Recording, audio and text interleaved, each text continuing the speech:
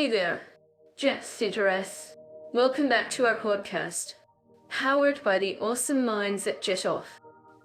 I'm Mira, and I'm thrilled to be here with my partner in crime, Leah. Crime? I like that. We're not exactly breaking the law, but we do like to have a bit of fun. So, let's dive right in and talk about what's been happening between our last podcast and this one. Oh, where do I even start? Well, Neo, he was trying to be a superhero and save the day by cooking dinner for us. Let's just say it was an interesting experience. The smoke alarms went off, and we had to evacuate the building. Ah, that was a close call. I thought I was doing a good job, but I guess I still need to work on my culinary skills. To say the least. But, in all seriousness, Leo, you did manage to create a delicious char taste on the vegetables. Well, I call it well-done vegetables. Okay, moving on from the kitchen disaster, let's talk about our everyday life. So, Leo, what's been the most interesting thing that's happened to you since our last podcast? That's a tough one. But I think I'd have to say it was when I was trying to order a coffee at a cafe. I accidentally said I'd like a latte with a splash of coffee instead of the other way around. The barista looked at me like I was crazy. Oh no. That's a classic move. I'm sure you'll be the life of the party with that one. Thanks. Mira, I think I'll stick to my day job. Well, speaking of which, today's podcast is all about comparing two amazing countries, Barbados and Sao Tome and Principe. That's right. And we're going to dive deep into the differences between these two beautiful islands. With today's podcast, we'll be answering all the questions that are on your mind if you're considering visiting, or even marrying someone from one of these countries. That's right. We want to be your comprehensive guide to help you make informed decisions about these incredible destinations. So, whether you're a thrill seeker, a foodie, or just someone who loves to relax on the beach, we've got you covered. And don't worry, we'll make sure to highlight all the pros and cons of each country, so you can make an informed decision. So, let's get started and take you on a journey to Barbados and Sao Tome and Principe. Who's ready to explore? I'm ready. And don't forget to like and subscribe to our channel for more exciting content. And if you have any questions or topics you'd like to discuss, please leave them in the comments section below. We'd love to hear from you. That's it for now. Folks, let's get this podcast started. I'm to dive into the topic of general safety and crime rates in Barbados and Sao Tome and Principe. Let's start with Barbados, a popular tourist destination known for its beautiful beaches and vibrant culture. Ah, Barbados, where the sun shines bright and so does the crime rate. Unfortunately. But seriously, Mira, Barbados has made significant strides in reducing crime in recent years, with a focus on community policing and neighborhood watch programs. That's great to hear. Leo, and I'm sure our listeners living in Barbados would agree with me that the island's strong sense of community is a major factor in maintaining safety. But what about Sao Tome and Principe? Leo, what's the situation like there? Well, Mira, Sao Tome and Principe is a bit of a different story. While it's a beautiful island nation with a rich culture, it does struggle with higher crime rates, particularly in the capital city of Sao Tome. However, the government is working to address these issues through increased policing and community engagement. I see. It's interesting to note the contrast between the two countries. Barbados seems to have a more established system in place, whereas Sao Tome and Principe is still working to address its crime issues. But what about the cultural factors that contribute to crime rates in these countries? That's a great question. Mira, in Barbados, the culture is generally quite laid back and welcoming, which contributes to a sense of safety and security.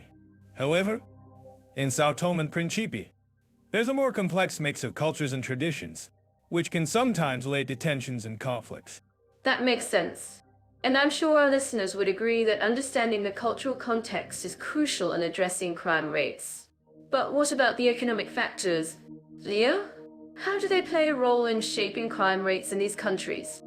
Well, Mira, the economy in Barbados is generally quite stable, with a strong focus on tourism and financial services. However, Sao Tome and Principe's economy is more challenging, with a reliance on agriculture and fishing, which can make it more vulnerable to economic shocks. I see. So, it seems that economic stability and security are key factors in maintaining low crime rates. But what about the role of law enforcement in these countries? How do they approach crime prevention and detection? That's a great question. Mira, in Barbados, the police force is generally well-trained and well-equipped, with a strong focus on community policing and intelligence-led policing. However, in Sao Tome and Principe, the police force is still developing, with a greater need for training and resources. I understand.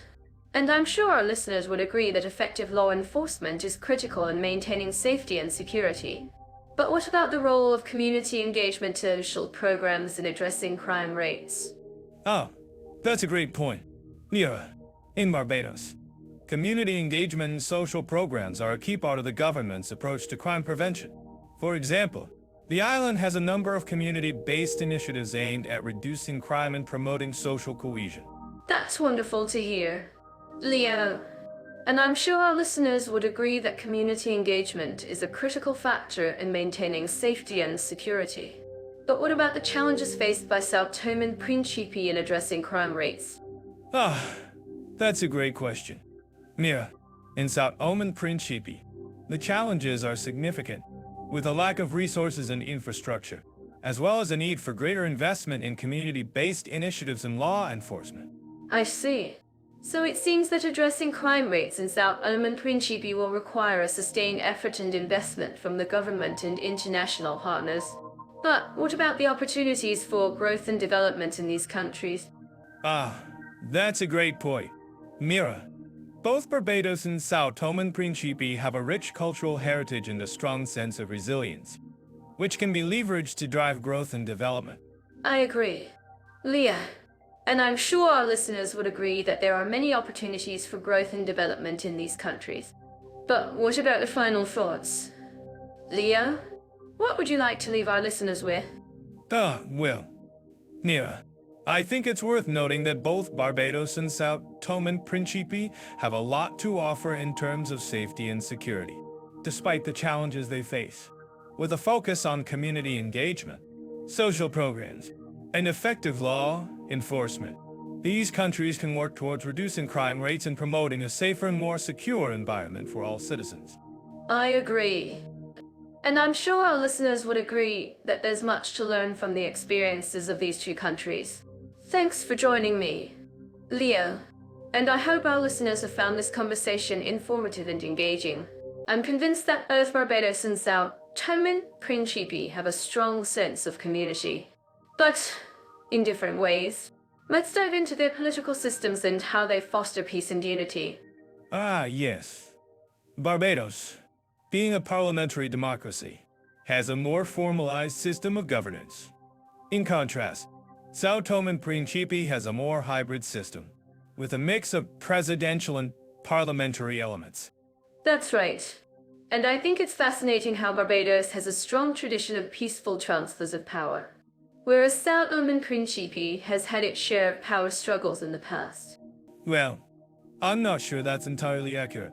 Sao Tome and Principe has had a relatively stable government in recent years, with a focus on developing its economy and infrastructure. I see what you mean.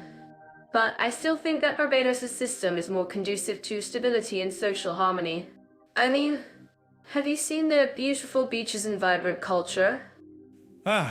Yes. Barbados is definitely a beautiful island with a rich history and culture. But I think we're getting a bit sidetracked here. Let's talk about the social aspects of both countries. Oh, absolutely.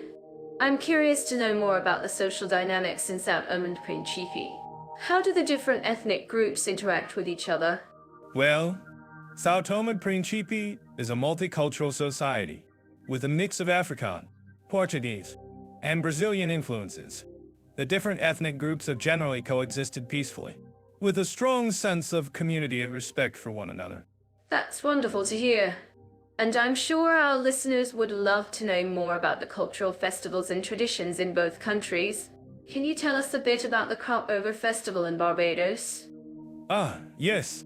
The Crop Over Festival is a vibrant celebration of Barbadian culture, with music, dance, and costumes. It's a fantastic event that showcases the island's rich heritage. And what about Sao Tome and Principe? Do they have any similar festivals or traditions? Ah, yes. Sao Tome and Principe has a rich musical heritage, with a blend of African and Portuguese influences. They have a number of festivals throughout the year, including the Sao Tome and Principe International All Music Festival. That sounds amazing. And I'm sure our listeners would love to know more about the food in both countries. Can you tell us a bit about the local cuisine in Barbados? Ah, yes. Barbadian cuisine is a fusion of African, British, and Caribbean flavors, with a focus on fresh seafood and locally grown produce. You can find a wide range of dishes, from traditional cuckoo and flying fish to more modern fusion cuisine. And what about Sao Tome and Principe? Do they have any unique dishes or culinary traditions? Ah, yes. Sao Tome and Principe has a number of unique dishes, including the famous frango grelha, doing the delicious arroz de coco. That sounds delicious. And I'm sure our listeners would love to know more about the expat community in both countries. How do they interact with locals and what kind of support systems are in place? Ah, yes.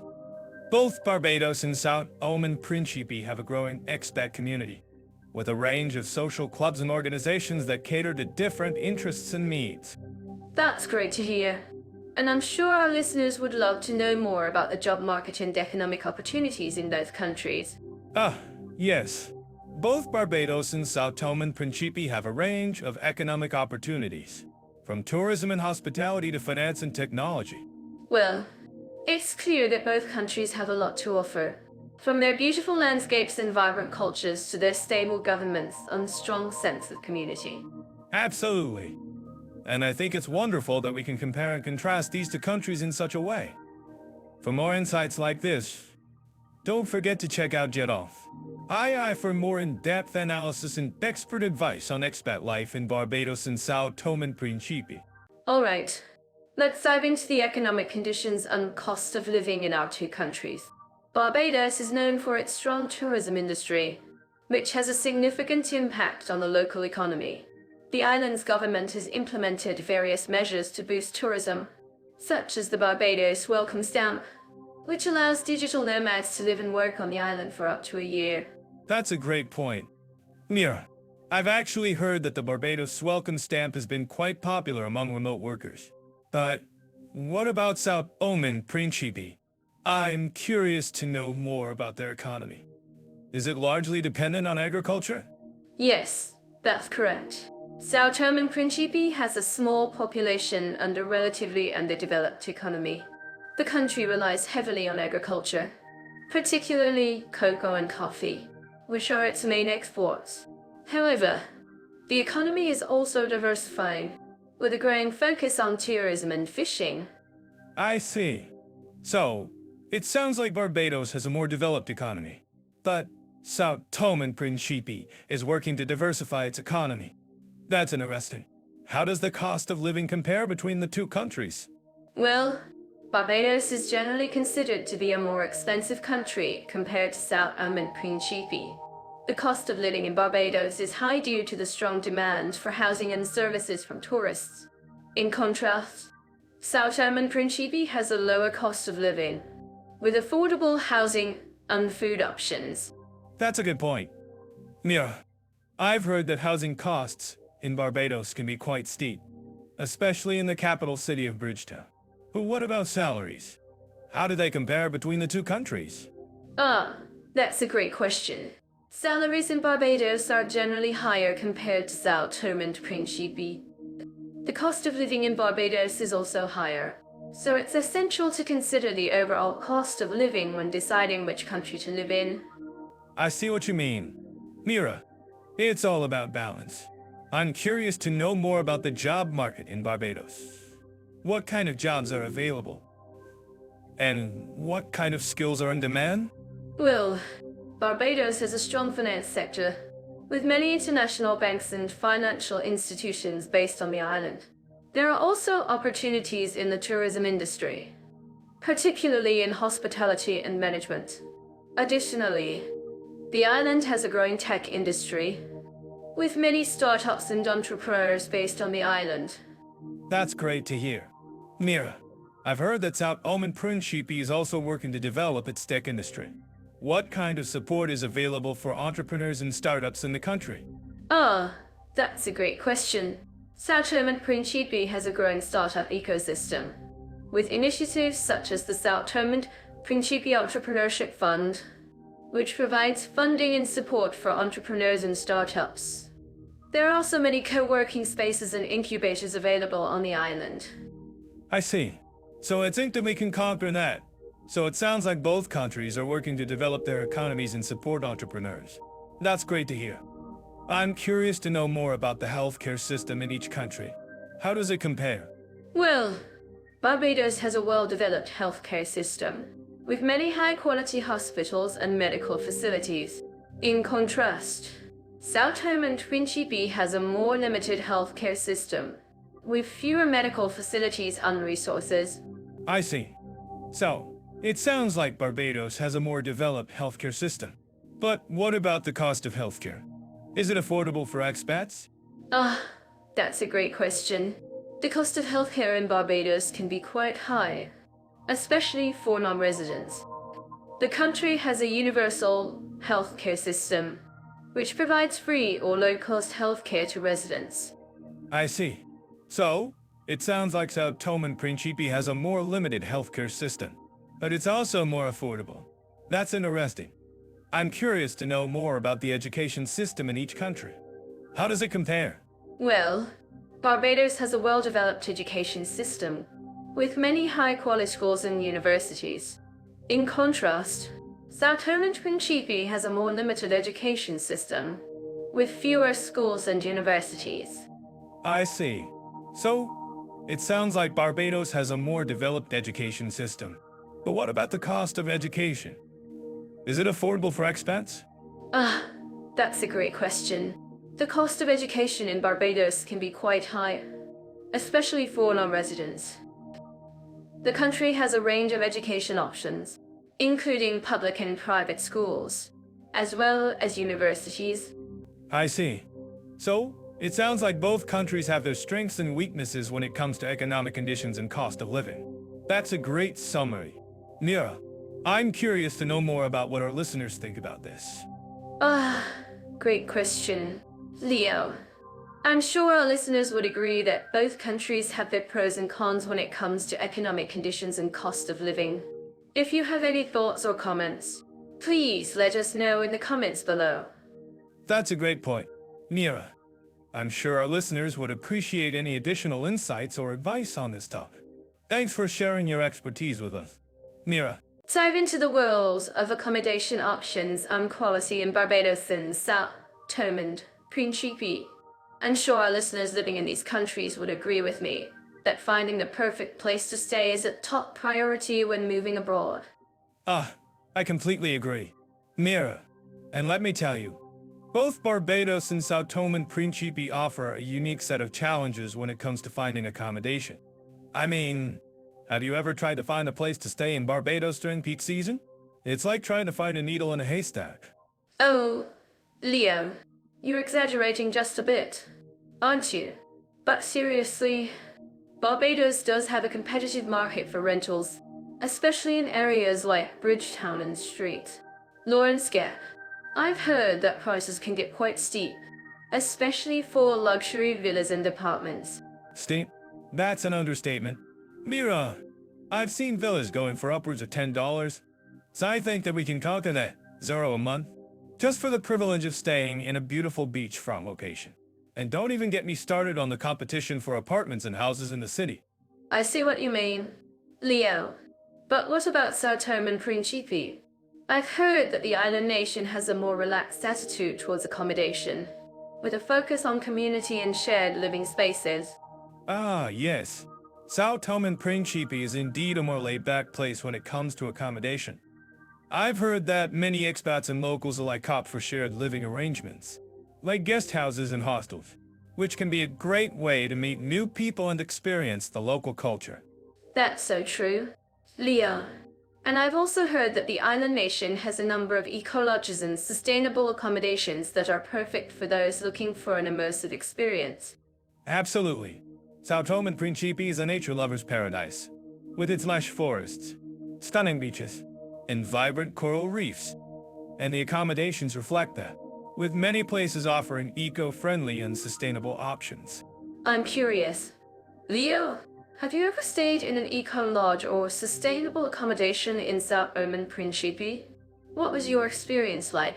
Well, Mira, I have to say that I'm a bit of a city boy, so I tend to stick to more urban areas.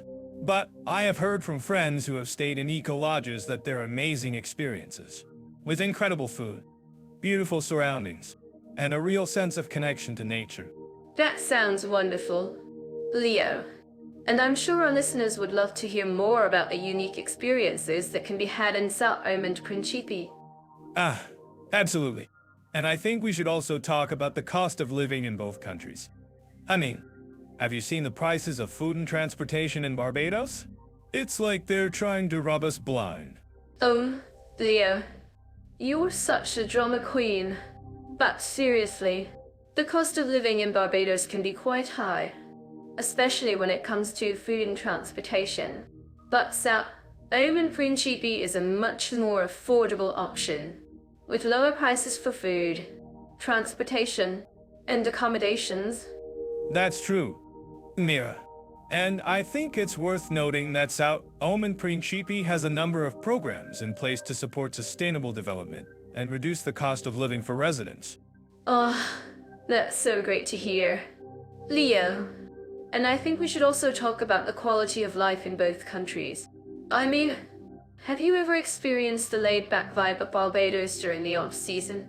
Oh, Mira, you're making me nostalgic for the off-season in Barbados. But seriously, both countries have their own unique charms and disadvantages when it comes to quality of life. I see what you mean, Leo. But what about the cultural scene in both countries? I've heard that Barbados has a thriving arts and culture scene, with a number of festivals and events throughout the year. Yes. Barbados is indeed a cultural hub, with a rich history and a vibrant arts scene. And Sao Tome and Principe has its own unique cultural heritage, with a blend of African, Portuguese, and Brazilian influences. That's so fascinating. Leo, and I think we should also talk about the expat community in both countries. I mean, have you ever met an expat who's lived in Sao Tome and Principe for years? Well, Mira, I have to say that I've met a few expats who have lived in Sao Tome and Principe, and they're all super friendly and welcoming.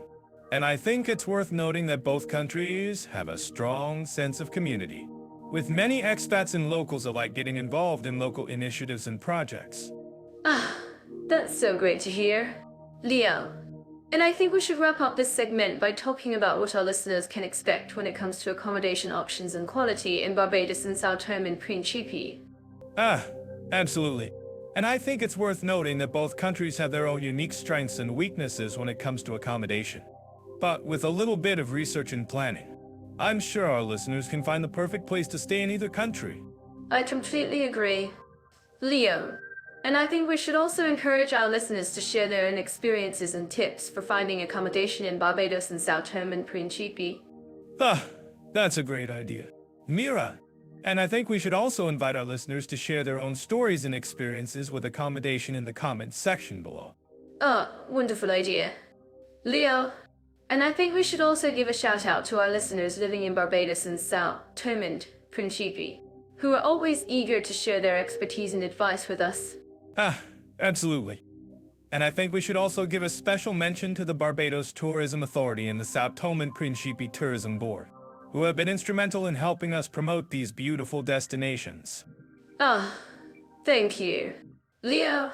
And I think we should also give a big thank you to our listeners for tuning into this episode of our podcast.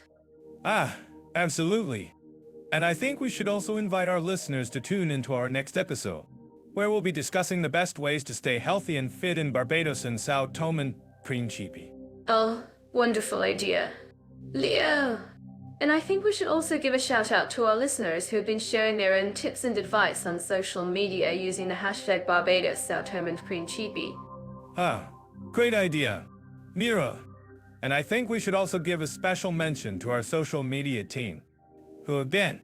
So, let's talk about the visa process in Barbados. I've heard it's pretty straightforward, but I'm sure there are some nuances to consider. Ah, yes. The Caribbean charm, and the paperwork to match. Barbados has an electronic visa system, which makes it easier for tourists to apply.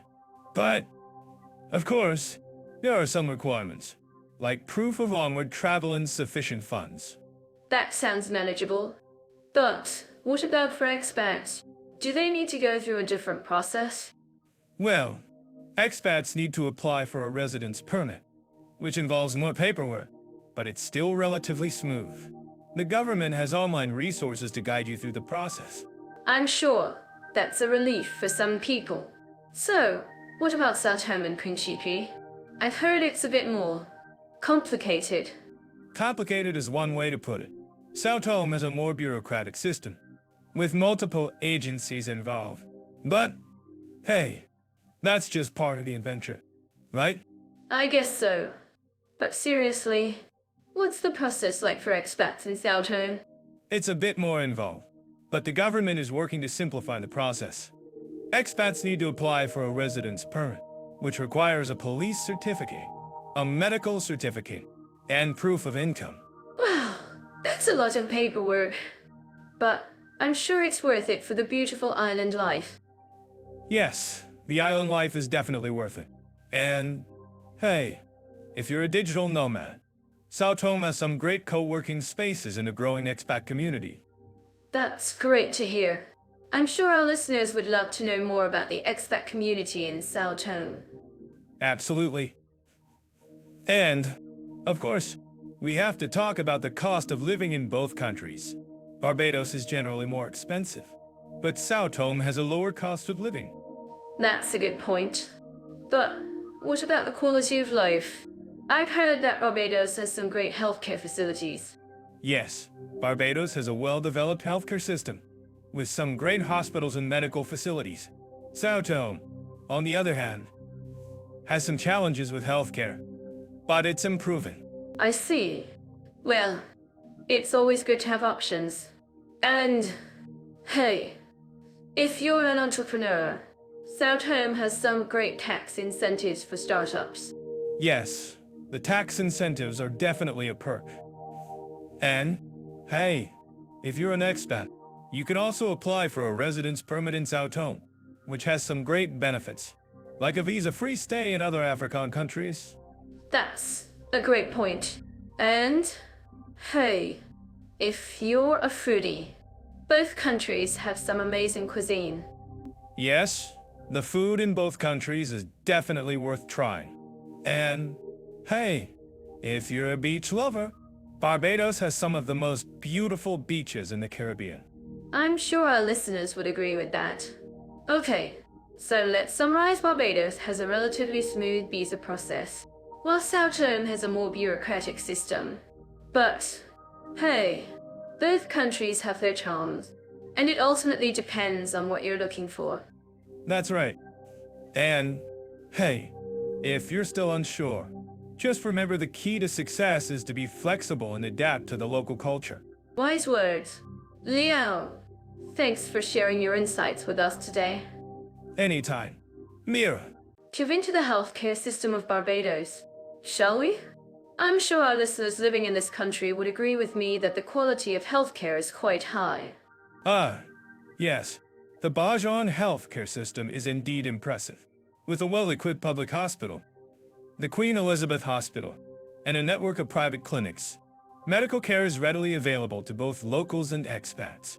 That's right. Leo, and did you know that Barbados has a reputation for having some of the best doctors in the Caribbean? I mean, who wouldn't want to be treated by a top-notch medical professional? Well, That's true. But let's not forget that the healthcare system in Barbados is also quite expensive. As an expat, you'd need to have a decent insurance plan to cover the costs of medical care. Absolutely. Leo. And that's why it's essential to research and understand the healthcare costs and insurance options before moving to Barbados. But, in all fairness, the quality of care is well worth the expense. I agree. Mira, fine. Let's move on to our second country. Sao Tome and Principe. I'm curious to know, what do you think about the healthcare system in this tiny island nation? Well, Leo, I think it's safe to say that the healthcare system in Sao Tome and Principe is limited, to say the least. With a shortage of medical professionals and outdated equipment, it's not exactly the most reliable system. Yeah, that's a bit of an understatement. Yeah, but on the other hand, the island has a strong focus on traditional medicine and natural remedies, which can be quite effective. That's true, Leo. And, in fact, many locals in Sao Tome and Principe prefer to use traditional medicine over Western-style medical care. But, for expats, it's essential to have a reliable insurance plan to cover the costs of medical care, especially in case of emergencies. Absolutely. Mira, and I think it's worth noting that the healthcare system in Sao Tome and Principe is also quite interesting, to say the least. For example, the island has a unique approach to treating patients, which involves using a combination of traditional and modern medicine.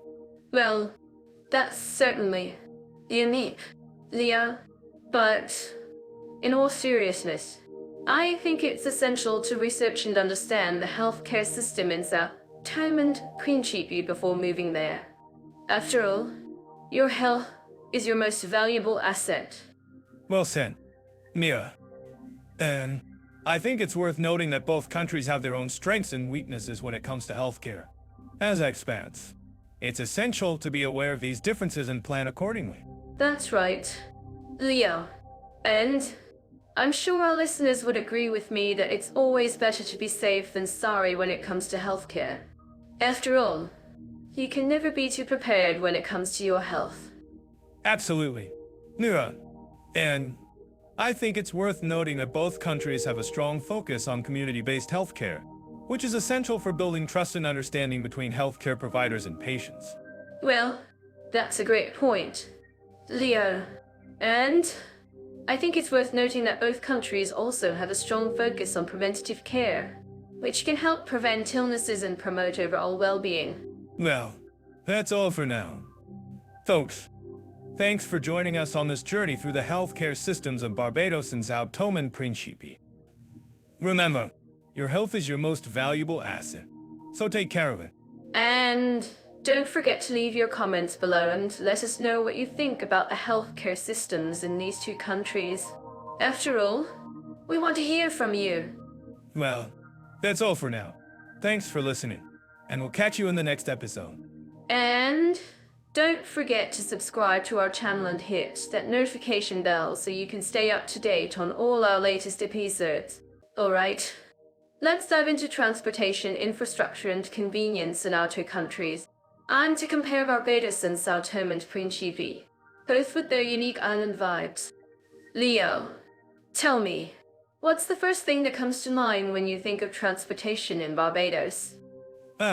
Well, I think of the beautiful beaches and the fact that you can get almost anywhere on the island with a decent public transportation system.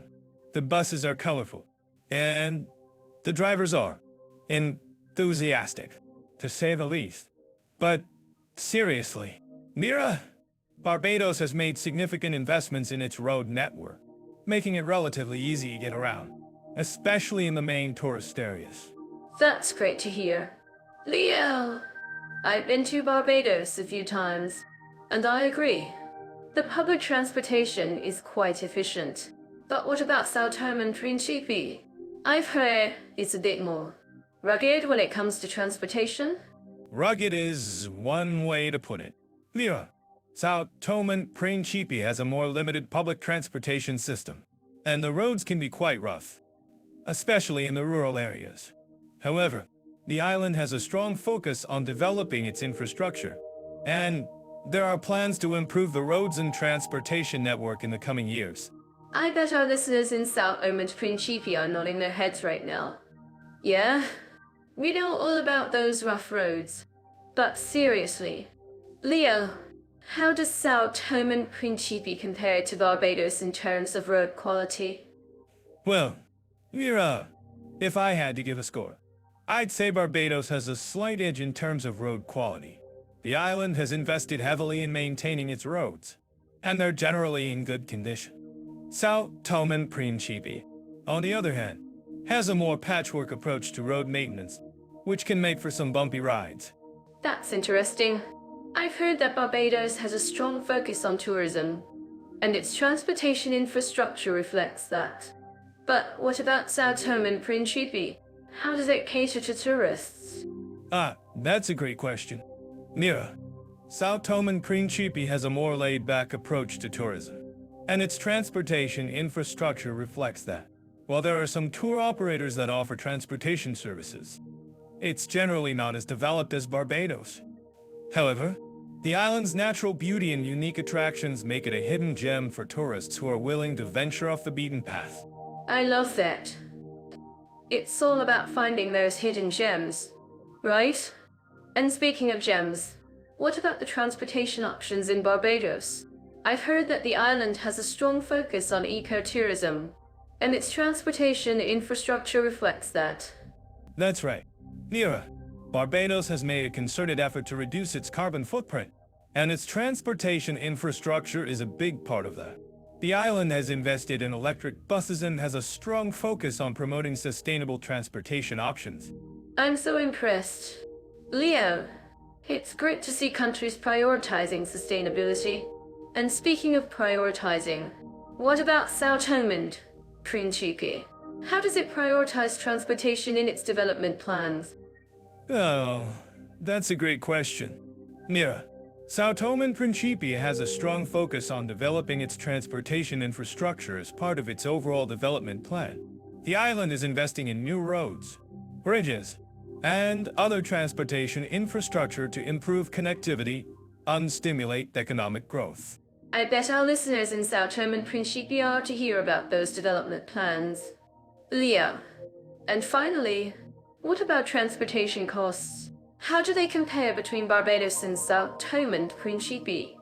Well, Mira, if I had to give a score, I'd say Barbados has a slight edge in terms of transportation costs. The island has a well-developed public transportation system, and the costs are relatively reasonable. Sao Tome and Principe, on the other hand, has a more limited public transportation system, and the costs can be a bit higher. That's helpful to know, Leo. And speaking of helpful, what advice would you give to our listeners who are planning a trip to either of these countries? Well, Mira, I'd say the key is to be flexible and open-minded. Both Barbados and Sao Tome and Principe have their own unique transportation challenges, but they also offer some amazing experiences for tourists. Just be sure to research and plan ahead, and you'll be all set for a great trip. That's great advice. Leo, and finally, what do you think is the most important thing for our listeners to take away from this conversation? Mira, I think it's the realization that transportation infrastructure and convenience can make or break a travel experience. Whether you're visiting Barbados or Sao Tome and Principe, it's essential to understand the transportation options and challenges of each island. Well, I think that's a great note to end on. Leo, thanks for sharing your insights with us today. Thank you. Mira, it was my pleasure to chat with you about transportation infrastructure and convenience in Barbados and Sao Tome and Principe. Dive into the fascinating world of language barriers and ease of communication in Barbados and Sao Tome and Principe, and to share my thoughts with you. And I'm sure our listeners will have a lot to say about this topic. Barbados, the island in the sun, where the locals speak with a unique blend of British and African influences, and Sao Tome and Principe, the hidden gem of the Atlantic, where the Portuguese and African languages have left their mark. That's right. Leo, both countries have a rich linguistic heritage, But what's interesting is how they've adapted to the globalized world. In Barbados, for instance, you'll often hear a mix of Bajan dialect and standard English, which can be quite challenging for tourists to understand. And in Sao Tome and Principe, the official language is Portuguese, but many locals also speak Fura, a Creole language that's a blend of African and Portuguese influences. It's fascinating to see how language has evolved in these countries. Exactly. And it's not just about the languages themselves, but also the cultural nuances that come with them. In Barbados, for example, the locals have a unique way of greeting each other, which is a mix of a handshake and a kiss on the cheek. Ah, yes. The Bajan culture is all about hospitality and warmth. And in Sao Tome and Principe, the locals are known for their love of storytelling and music, which is an integral part of their culture. I'm certain that our listeners living in Barbados would agree with me that the language barrier can be a challenge for tourists, especially when it comes to understanding the local dialect. And I'm curious to know, our listeners, what are your experiences with language barriers in Barbados? Have you ever encountered any difficulties communicating with the locals? But what's interesting is how the locals in Barbados have adapted to the tourism industry. And many of them speak some English, especially in the service industry. That's true. And it's great to see how the locals are embracing the globalized world while still maintaining their unique cultural identity. And in Sao Tome and Principe, the language barrier is not as much of an issue, thanks to the Portuguese influence. But there are still some challenges when it comes to understanding the local dialect. Ah, yes. The Foro language is a beautiful blend of African and Portuguese influences. And it's great to see how the locals are preserving their cultural heritage. So, let's talk about the ease of communication in these countries. In Barbados, for instance, the locals are generally very friendly and welcoming, and many of them speak some English. That's right. And it's great to see how the locals in Barbados have adapted to the tourism industry, making it easier for tourists to communicate with them. And in Sao Tome and Principe, the language barrier is not as much of an issue, thanks to the Portuguese influence. But there are still some challenges when it comes to understanding the local dialect. Ah, yes. And it's great to see how the locals in Sao Tome and Principe are working to preserve their cultural heritage, including their language. I'm curious to know, our listeners, how do you navigate the language barrier in these countries? Do you use translation apps? Or do you rely on the locals to help you communicate? And I'm sure our listeners will have some valuable insights to share on this topic. So, let's talk about cultural diversity and tolerance in Barbados. I'm sure our listeners would agree that Barbados is a melting pot of cultures, with a strong emphasis on social harmony. Leo, what's your take on it? Ah, yes. Barbados is indeed a cultural gem, from African to British, and even some Asian influences. The island has a unique blend of traditions. But what's really interesting is how they manage to balance these differences. I mean, have you ever seen a Caribbean carnival in Barbados? It's like a colorful explosion of music, dance, and costumes. Oh, Leo, you're making me want to attend one. But seriously, cultural diversity is not just about celebrations. It's about everyday life. I've spoken to locals who've told me that in Barbados, people from different backgrounds often come together to share meals, stories, and traditions. It's a beautiful way to build bridges and foster understanding. Exactly. And that's what I love about Barbados, that people are so open-minded and welcoming. I mean, have you heard about the Barbados Museum and Historical Society? They have an amazing collection of artifacts and exhibits that showcase the island's rich cultural heritage. That's fascinating, and I'm sure our listeners would love to learn more about it. But let's move on to Sao Tome and Principe. What do you know about the cultural diversity and tolerance in this beautiful island nation? Ah, yes. Sao Tome and Principe. It's a fascinating country with a unique history. The island has a strong Portuguese influence, but you'll also find African, Brazilian, and even some European traditions. And did you know that the country has a vibrant music scene, with a blend of African and Portuguese rhythms? Wow, that sounds amazing. and I'm sure our listeners would love to hear more about it. But what about the challenges of cultural diversity and tolerance in Sao Tome and Principe? I've heard that the country has faced some issues with xenophobia and racism. Yes, unfortunately, that's true. But I think it's essential to acknowledge these challenges and work towards creating a more inclusive society. And I'm glad to say that the government and people of Sao Tome and Principe are making efforts to promote cultural diversity and tolerance. For example, the country has a number of cultural festivals and events that celebrate its diverse heritage. That's great to hear. And I'm sure our listeners would agree that cultural diversity and tolerance are essential for building a harmonious society. But let's talk about personal stories.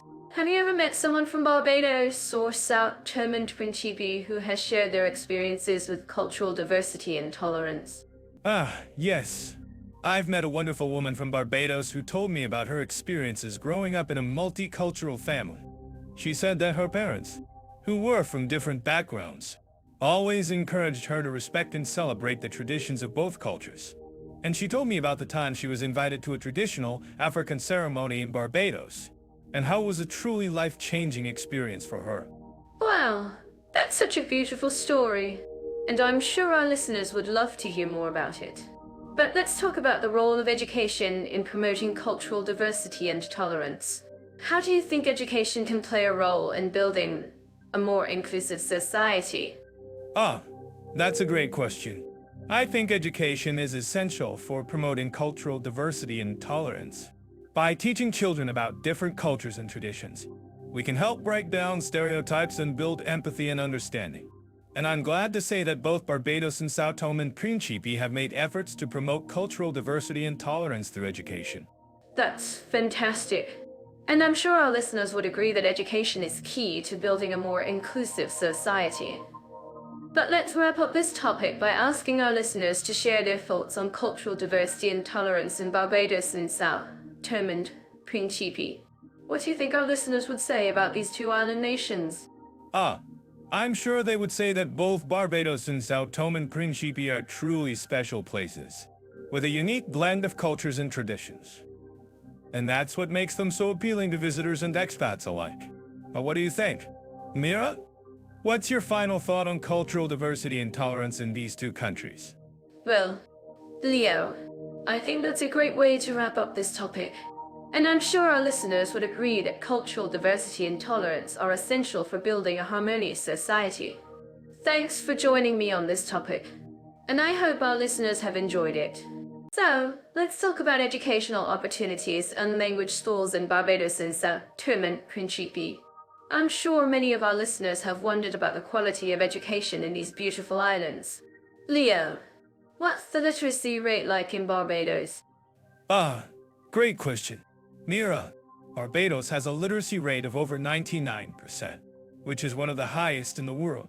And, if I'm not mistaken, Sao Tome and Principe has a literacy rate of around 90%. So, it looks like Barbados has a slight edge in this department. That's impressive. I'm sure many people would be interested in knowing more about the educational system in Barbados. What about language schools? Are there any notable institutions that offer language courses for foreigners? Yes. Barbados has a number of excellent language schools that offer courses in English, Spanish, and even some local dialects. And I'm told that Sao Tome and Principe also has a few language schools, although they might not be as well known. That's great to hear. I'm sure many of our listeners would love to learn more about the culture and language of these beautiful islands. What about student testimonials? Have you come across any stories from students who have studied in Barbados or Sao Tome and Principe? Actually, I have. One student I spoke to said that the language school she attended in Barbados was fantastic. She was able to improve her English skills quickly and even made some great friends along the way. And I'm told that Sao Tome and Principe has a strong focus on marine biology, which might be of interest to students who love the ocean. Well, that's fascinating. I'm sure many of our listeners would be interested in learning more about the marine biology program in Sao Tome and Principe. What about innovation in teaching methods? Are there any unique approaches being used in Barbados or Sao Tome and Principe? Yes. Barbados has been experimenting with some innovative teaching methods, including project-based learning and even some online courses. And I'm told that Sao Tome and Principe has a strong focus on community-based education, which is really cool. I love that. Community-based education is such an important aspect of learning. I'm sure many of our listeners would agree with me. And, Leo, what about the cost of education in Barbados and Sao Tome and Principe? Is it affordable for international students? Ah, good question. Mira, Barbados has a relatively high cost of living, but the cost of education is still relatively affordable, especially compared to some other Caribbean islands. And I'm told that Sao Tome and Principe has a more affordable option for international students, but it might require some planning ahead. That's great to know. I'm sure many of our listeners would be interested in learning more about the cost of education in these countries. Leo, what about the quality of education in Barbados and Sao Tome and Principe? Are there any notable universities or institutions that stand out? Ah, yes. Barbados has a number of excellent universities, including the University of the West Indies, which is a top institution in the region. And I'm told that Sao Tome and Principe has a few smaller universities that offer some great programs, especially in marine biology. Well, that's impressive. I'm sure many of our listeners would be interested in learning more about the University of the West Indies. What about student life in Barbados and Sao Tome and Principe? Are there any fun activities or events that students can participate in? Ah, yes. Barbados has a vibrant student life, with plenty of events and activities to choose from, including cultural festivals and even some great beach parties. And I'm told that Sao Tome and Principe has a strong focus on traditional music and dance, which is really cool. I love that. Traditional music and dance are such an important part of culture. I'm sure many of our listeners would agree with me. And, Leo, what about the job prospects for international students in Barbados and Sao Tome and Principe? Are there any opportunities for work or internships? Ah, good question. Mira, Barbados has a relatively strong economy, and there are some great opportunities for international students to find work or internships, especially in the tourism and hospitality industries. And I'm told that Sao Tome and Principe has a few opportunities for internships in marine biology, which is really cool. That's great to know. I'm sure many of our listeners would be interested in learning more about the job prospects in these countries. Leo, what about the language requirements for international students in Barbados and Sao Tome and Principe? Are there any specific languages that students need to speak? Ah, yes. Barbados has a strong focus on English as the primary language, but some institutions may require students to speak a local dialect as well. And I'm told that Sao Tome and Principe has a few institutions that require students to speak Portuguese or other local languages. That's great to know. I'm sure many of our listeners would be interested in learning more about the language requirements in these countries. Leo, what about the student-teacher ratio in Barbados and Sao Tome and Principe? Is it relatively small or large? Ah, good question. Mira, Barbados has a relatively small student-to-teacher ratio, which is great for students who need individual attention. And I'm told that Sao Tome and Principe has a slightly larger student-to-teacher ratio, but it's still relatively manageable. That's great to know. I'm sure many of our listeners would be interested in learning more about the student-to-teacher ratio in these countries. Leo, what about the overall educational system in Barbados and Sao Tome and Principe? Are there any unique aspects that stand out? Ah, yes. Barbados has a relatively modern educational system, with a focus on technology and innovation. And I'm told that Sao Tome and Principe has a strong focus on community-based education, which is really cool. I love that. Community-based education is such an important aspect of learning. I'm sure many of our listeners would agree with me. And, Leo, what about the cost of living in Barbados and Sao Tome and Principe? Is it relatively affordable for international students? Oh, Good question. Mira, Barbados has a relatively high cost of living, but the cost of education is still relatively affordable, especially compared to some other Caribbean islands. And I'm told that Sao Tome and Principe is a more affordable option for international students, but it might require some planning ahead. That's great to know. I'm sure many of our listeners would be interested in learning more about the cost of living in these countries. Leo, what about the job prospects for international students in Barbados and Sao Tome and Principe? Dive into the world of Barbados and Sao Tome and Principe and explore their unique climate and seasonal conditions. I'm sure our listeners living in these tropical paradises would agree with me that the weather is a big part of the island experience. Ah, tropical paradises, you say? Well, I'm to share some of the fascinating climate patterns in these two countries. Did you know that Barbados has a tropical savanna climate, with temperatures ranging from 22 to 30 degrees Celsius throughout the year? Well, that sounds like a perfect excuse to grab a cold drink and hit the beach. But, seriously, Leo, what about the rainy season? How does that impact daily life in Barbados? Ah, the rainy season. Well, it's a crucial time for the island's agriculture, as it brings much-needed rain for the crops. However, it can also cause some disruption to daily life, especially for those living in areas prone to flooding. I can imagine. And what about Sao Tome and Principe? How does its climate compare to Barbados? Ah, Sao Tome and Principe has a tropical monsoon climate, with two main seasons, the dry season and the wet season. The dry season, which runs from December to May, is characterized by dry and sunny weather, while the wet season, which runs from June to November, is marked by heavy rainfall and high temperatures. That sounds like a dramatic contrast to Barbados. I'm sure our listeners would love to know more about the local adaptations to these climate conditions. Ah, absolutely. In both countries, the locals have developed unique ways to cope with the climate. For example, in Barbados, the traditional Zout dance is often performed during the rainy season, as a way to celebrate the arrival of the rain. Zout dance, you say? I've heard of it, but I've never actually seen it performed. Can you tell us more about it? Leo?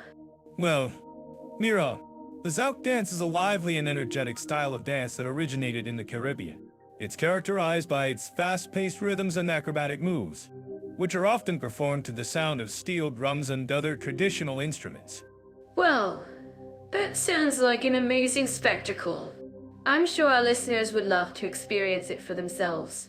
And what about Sao Tome and Principe? How do the locals adapt to the wet season? Ah, in Sao Tome and Principe, the locals have developed a unique way of dealing with the heavy rainfall during the wet season. They often use traditional methods such as palhake, a type of thatched roof, to protect their homes from the rain. Palhake? You say? That sounds like a clever solution to the problem of heavy rainfall. I'm sure our listeners would be interested in learning more about it. Ah, absolutely. The palhake is a traditional method of construction that has been used in Sao Tome and Principe for centuries. It's a type of thatched roof that is designed to withstand the heavy rainfall and strong winds of the wet season.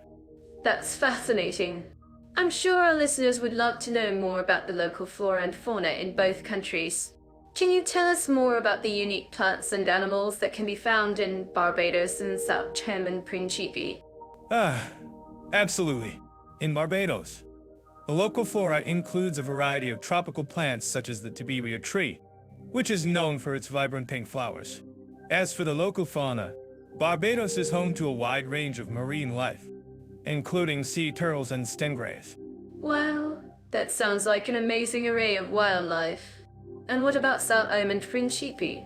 What unique plants and animals can be found in this country? Ah, Sao Tome and Principe is home to a unique variety of flora and fauna, including the Principe tree, which is found only on the island of Principe. The island is also home to a variety of marine life, including dolphins and whales. That's incredible. I'm sure our listeners would love to know more about the local cuisine in both countries. Can you tell us more about the traditional dishes that are popular in Barbados and Sao Tome and Principe? Ah, absolutely. In Barbados, The local cuisine is a fusion of Africa, British, and Caribbean influences. Some popular traditional dishes include pepper pot soup, which is a spicy soup made with meat and vegetables, and cuckoo and flying fish, which is a traditional dish made with cornmeal and flying fish. Wow, that sounds like a delicious combination of flavors. And what about Sao Tome and Principe? What traditional dishes are popular in this country? In Sao Tome and Principe. The local cuisine is also a fusion of African and Portuguese influences. Some popular traditional dishes include caldo peaks, which is a fish stew made with fish and vegetables, and mo and buddy frango, which is a chicken stew made with chicken and vegetables. That sounds like a mouth-watering combination of flavors. I'm sure our listeners would love to know more about the local festivals and events in both countries. Can you tell us more about the unique festivals that take place in Barbados and Sao Tome and Principe? Absolutely. In Barbados, the local festivals and events are a big part of the island's culture. Some popular festivals include the Crop Over Festival, which celebrates the harvest season, and the Barbados Juice Festival, which features Lige's music performances. Wow, that sounds like an amazing celebration of music and culture. And what about Sao Tome and Principe? What unique festivals and events take place in this country? In Sao Tome and Principe, the local festivals and events are also a big part of the island's culture. Some popular festivals include the Festa do Avani, which is a celebration of the island's independence, and the Festa do Mar, which is a celebration of the island's marine life.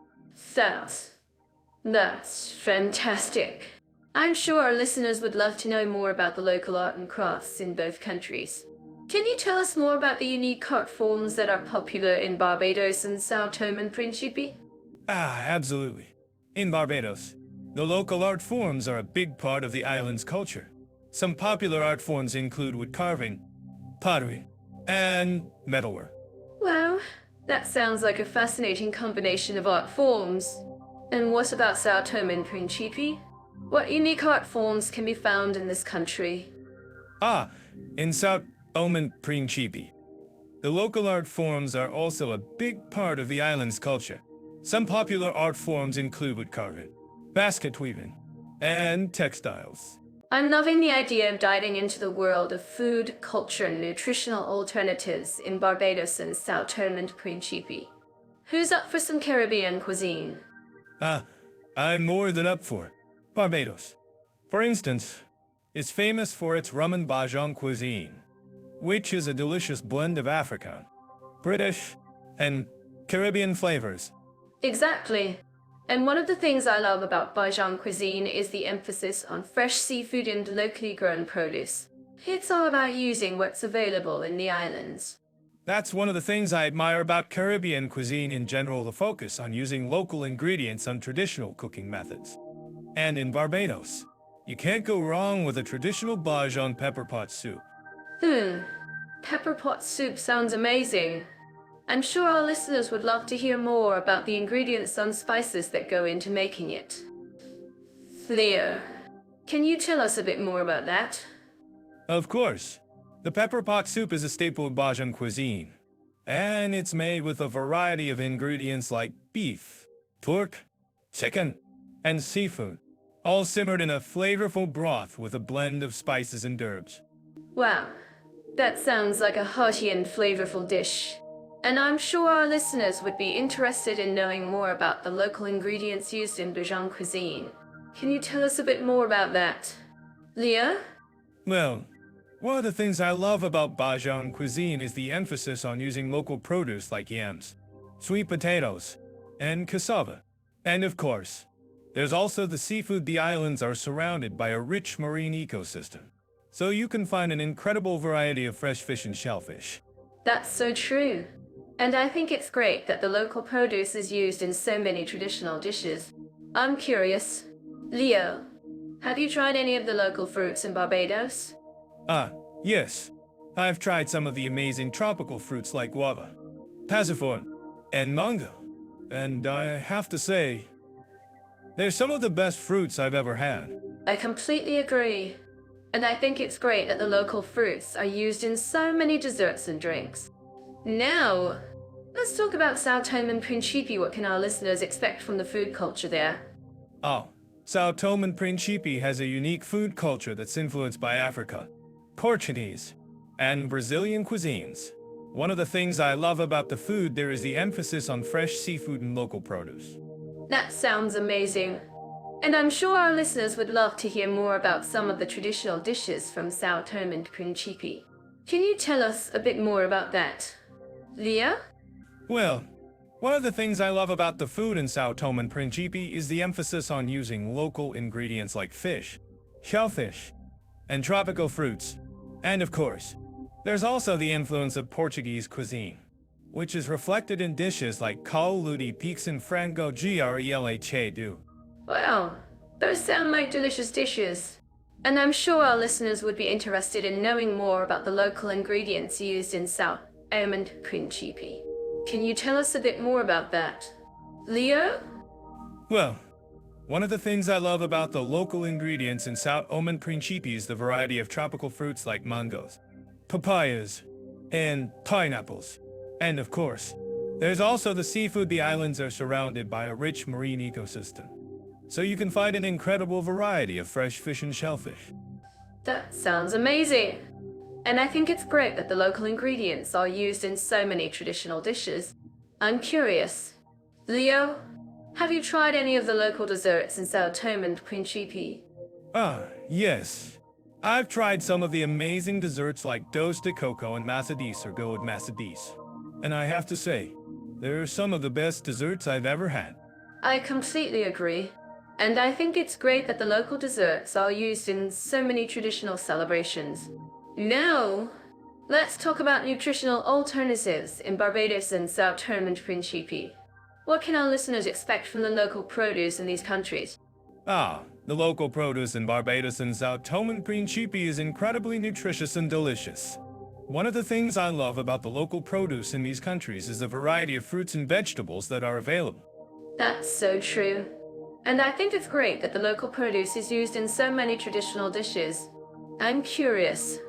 Leo, have you tried any of the local superfoods in Barbados? Yes. I've tried some of the amazing superfoods like goji berries and decay berries. And I have to say, they're some of the best superfoods I've ever had. I completely agree. And I think it's great that the local superfoods are used in so many traditional dishes.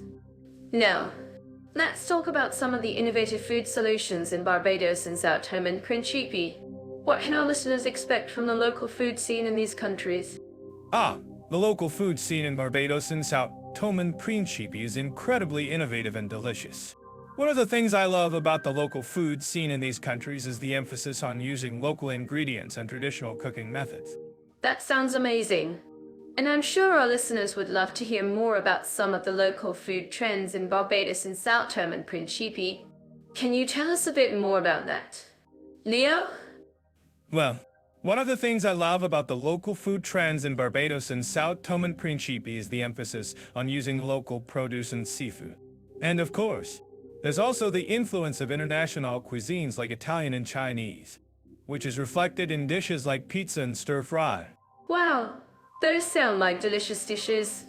And I'm sure our listeners would be interested in knowing more about the local food trends in Barbados and Sao Tome and Principe. Can you tell us a bit more about that? Leo? Well, one of the things I love about the local food trends in Barbados and Sao Tome and Principe is the emphasis on using local ingredients and traditional cooking methods. And of course, there's also the influence of international cuisines like Italian and Chinese, which is reflected in dishes like pizza and stir-fry. I completely agree.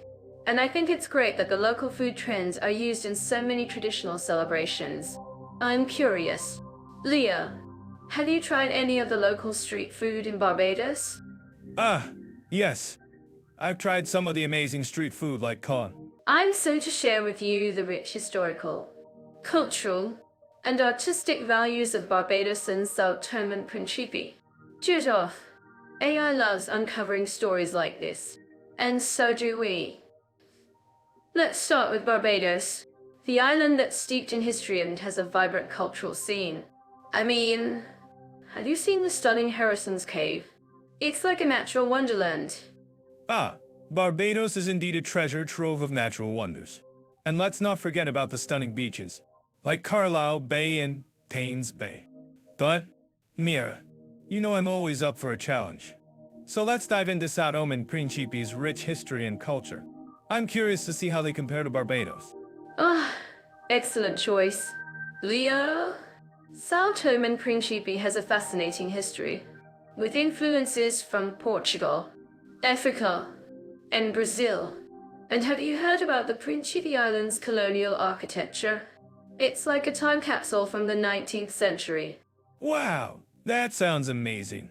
And I've heard that the island's capital, Sao Tome, has a rich cultural scene with a mix of African and Portuguese influences. But, Mira, I have to ask, what's the deal with the pirate history of Barbados? I mean, weren't there pirates like Sir Francis Drake and Captain Henry Morgan who used the island as a base? Ah, yes. Barbados has a rich pirate history, and it's indeed fascinating. But, Leo, you know I have a good treasure hunt, and I think we should explore the cultural treasures of Sao Tome and Principe. Have you heard about the island's unique cuisine, which combines African, Portuguese, and Brazilian flavors?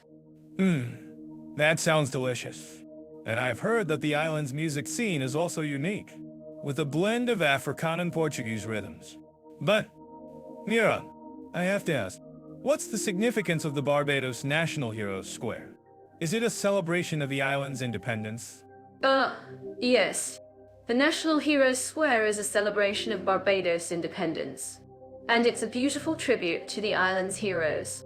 But, Leo, let's not forget about these of Sao Tome and Principe. Have you seen the stunning works of the island's famous painter, Antonio da Costa? He's a master of capturing the island's vibrant colors and textures. Wow, that sounds incredible. And I've heard that the island's music scene is also thriving, with a mix of traditional and modern styles. But, Mira, I have to ask, what's the deal with the Barbados Carnival?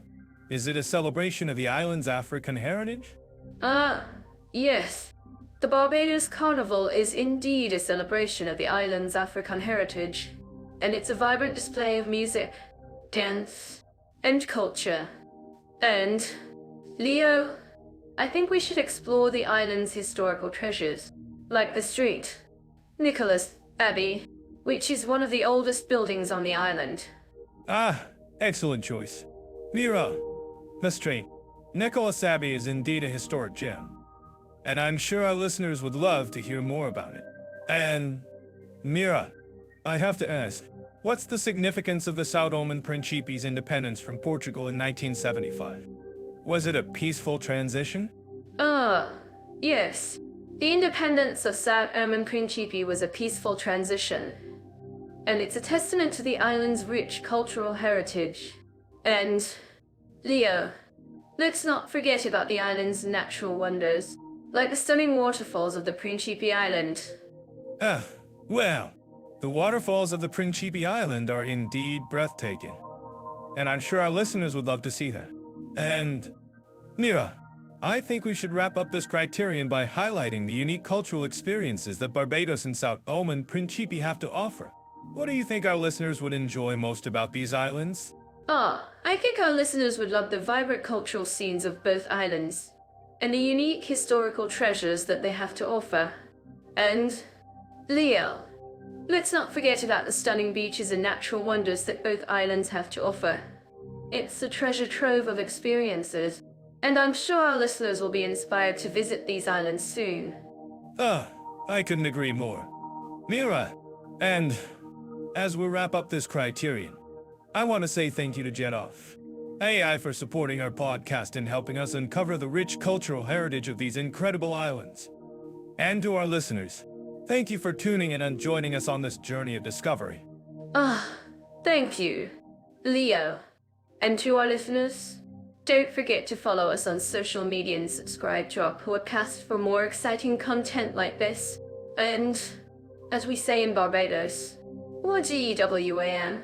How are you? I'm telling you, Leo, Barbados is like a tropical paradise on Earth. The beaches, the crystal clear waters, the coral reefs. It's a nature lover's dream come true. Ah, but my friend, you're forgetting about the rugged landscape of Sao Tome and Principe. The islands are a volcanic wonderland, with lush rainforests, waterfalls, and even a dormant volcano. Volcanic wonderland? That sounds exciting. But I'm still stuck on Barbados. Have you seen the stunning Harrison's Cave? It's like an underground wonder of the world. Yes. Harrison's Cave is impressive, but Sao Tome and Principe has its own unique natural treasures, like the OBO National Park, which is home to a diverse array of wildlife, including monkeys, birds, and even giant rats. Giant rats? Well, I'm not sure if that's a selling point, but I'm sure they're fascinating in their own right. But let's get back to Barbados. The island is also home to the beautiful Carlisle Bay, which is a protected marine park and a haven for snorkelers and scuba divers. Protected marine park? That's great. But Sao Tome and Principe has its own marine park, the Principe Island Marine Park, which is home to an incredible array of marine life, including sea turtles and rays. Sea turtles and rays? Okay, I think we have a tie here. But seriously, both countries have some amazing natural beauty. I'm curious. Leo, have you ever been to Barbados? Ah, yes, I have. In fact, I was there for a friend's wedding. And let me tell you, the island is even more beautiful in person. But I have to say, Sao Tome and Principe has a certain charm to it. The people are friendly, the food is delicious, and the natural beauty is unparalleled. I'm sure it's lovely, but I still think Barbados has an edge when it comes to beaches. Have you ever been to the famous Paynes Bay Beach? It's like a picture-perfect postcard come to life. Okay. I think we can agree to disagree on the beaches. But let's talk about the unique landscapes of Sao Tome and Principe. The island has a fascinating geological history, with volcanic formations and coral reefs that are thousands of years old. That's fascinating. Leo, I'm actually curious about what our listeners think about this. Do you think it's worth exploring the geological history of these islands? Should we delve deeper into the unique landscapes of Sao Tome and Principe? Definitely. I think our listeners would love to learn more about the geological history of these islands. And who knows, maybe we'll even inspire some adventurers to explore the rugged landscapes of Sao Tome and Principe. Well, I think we can both agree on that. And speaking of adventures, have you ever tried surfing in Barbados? The waves are amazing, and the scenery is breathtaking. Actually, I have tried surfing in Barbados. And let me tell you, it's not for the faint of heart, but the thrill of riding the waves and taking in the stunning views is exhilarating. I'm sure it is. Leo, and I'm sure our listeners would love to hear more about your surfing adventures in Barbados. Maybe we can even plan a future episode on water sports and activities in the Caribbean. Sounds like a plan to me. Yeah, and who knows? Maybe we'll even convince some of our listeners to try surfing in Sao Tome and Principe. I'm sure we can do that. Leo, and speaking of surfing, have you ever tried it in Sao Tome and Principe? I'm sure the waves are just as thrilling as they are in Barbados. Actually, I haven't tried surfing in Sao Tome and Principe, but I'm sure it would be an adventure worth taking. And who knows, maybe we'll even discover some new surfing spots in the process. Well, I think we've covered a lot of ground in this conversation. Leo, but I'm sure our listeners would love to hear more about the natural beauties and landscapes of Barbados and Sao Tome and Principe. Maybe we can even plan a future episode on the unique wildlife of these islands. Sounds like a plan to me. Mira, and who knows, maybe we'll even inspire some conservation efforts in the process. I'm sure we can do that. Leo, and speaking of conservation, have you ever heard of the conservation efforts in Barbados? They're doing some amazing work to protect the island's natural beauty and unique wildlife. Yes. I've heard of their conservation efforts. In fact, I've even visited some of the protected areas on the island. And let me tell you, it's Impressive to see the work that's being done to protect the island's natural beauty. I'm sure it's wonderful. Leo. And I'm sure our listeners would love to hear more about the conservation efforts in Barbados. Maybe we can even plan a future episode on the importance of conservation and protecting our natural resources. Sounds like a plan to me. Mira, and who knows? Maybe we'll even inspire some of our listeners to get involved in conservation efforts in their own communities. I'm telling you, Leo, Barbados has some of the most beautiful beaches in the Caribbean. Perfect for water sports like surfing and paddleboarding.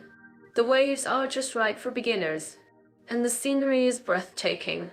Huh, you're right. Mira, but have you tried snorkeling in Barbados? The coral reefs are incredible, and you can see all sorts of marine life, from sea turtles to colorful fish. It's like an underwater paradise. Oh, I swunkled in Barbados, Leo, and it was amazing. But I've also heard that Sao Tome and Principe has some incredible hiking trails. I'm curious, have you ever hiked in the tropical forests of Sao Tome?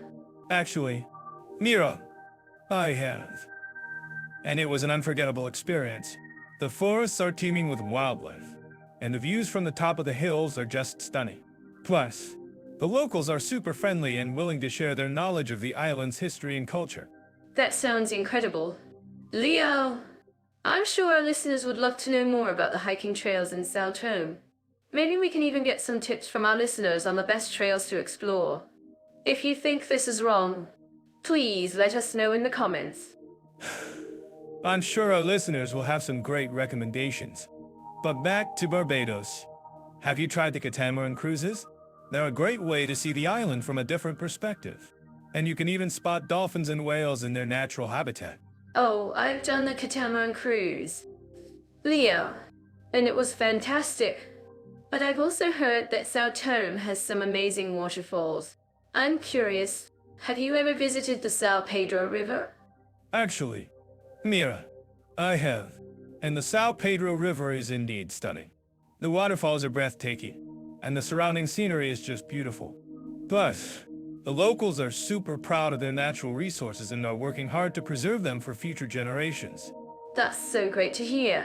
Leo, I'm sure our listeners would love to know more about the waterfalls in Sao Tome. Maybe we can even get some tips from our listeners on the best waterfalls to visit. If you think this is wrong, please let us know in the comments. I'm sure our listeners will have some great recommendations. But let's get back to Barbados. Have you tried the island's signature sport, cricket? It's a huge part of the local culture, and the atmosphere is just electric. Oh, I've watched a cricket match in Barbados, Leo, and it was exhilarating. The energy of the crowd is just infectious. But I've also heard that Sao Tome has some amazing surfing spots. I'm curious, have you ever surfed in Sao Tome? Actually, Mira, I have. And the surfing in Sao Tome is some of the best in the world. The waves are consistent and perfect for all levels, from beginners to pros. Plus, the locals are super friendly and welcoming to surfers. That sounds incredible. Leo, I'm sure our listeners would love to know more about the surfing spots in Sao Tome. Maybe we can even get some tips from our listeners on the best surf spots to visit. If you think this is wrong, please let us know in the comments. I'm sure our listeners will have some great recommendations. But let's wrap up our discussion on sports and activities in Barbados and Sao Tome. Both countries have so much to offer, from beautiful beaches and coral reefs to hiking trails and surfing spots. Thanks for joining me on this adventure. Mia. And thanks for chatting with me. Leo, I'm sure our listeners have learned something new about these two incredible countries. Don't forget to subscribe to our channel and hit the notification bell for more exciting content. When we think of Barbados, the first thing that comes to mind is a vibrant nightlife scene, filled with electric clubs and captivating theaters. I'm sure our listeners who have experienced it firsthand can attest to the energy of the islands after our scene. Absolutely.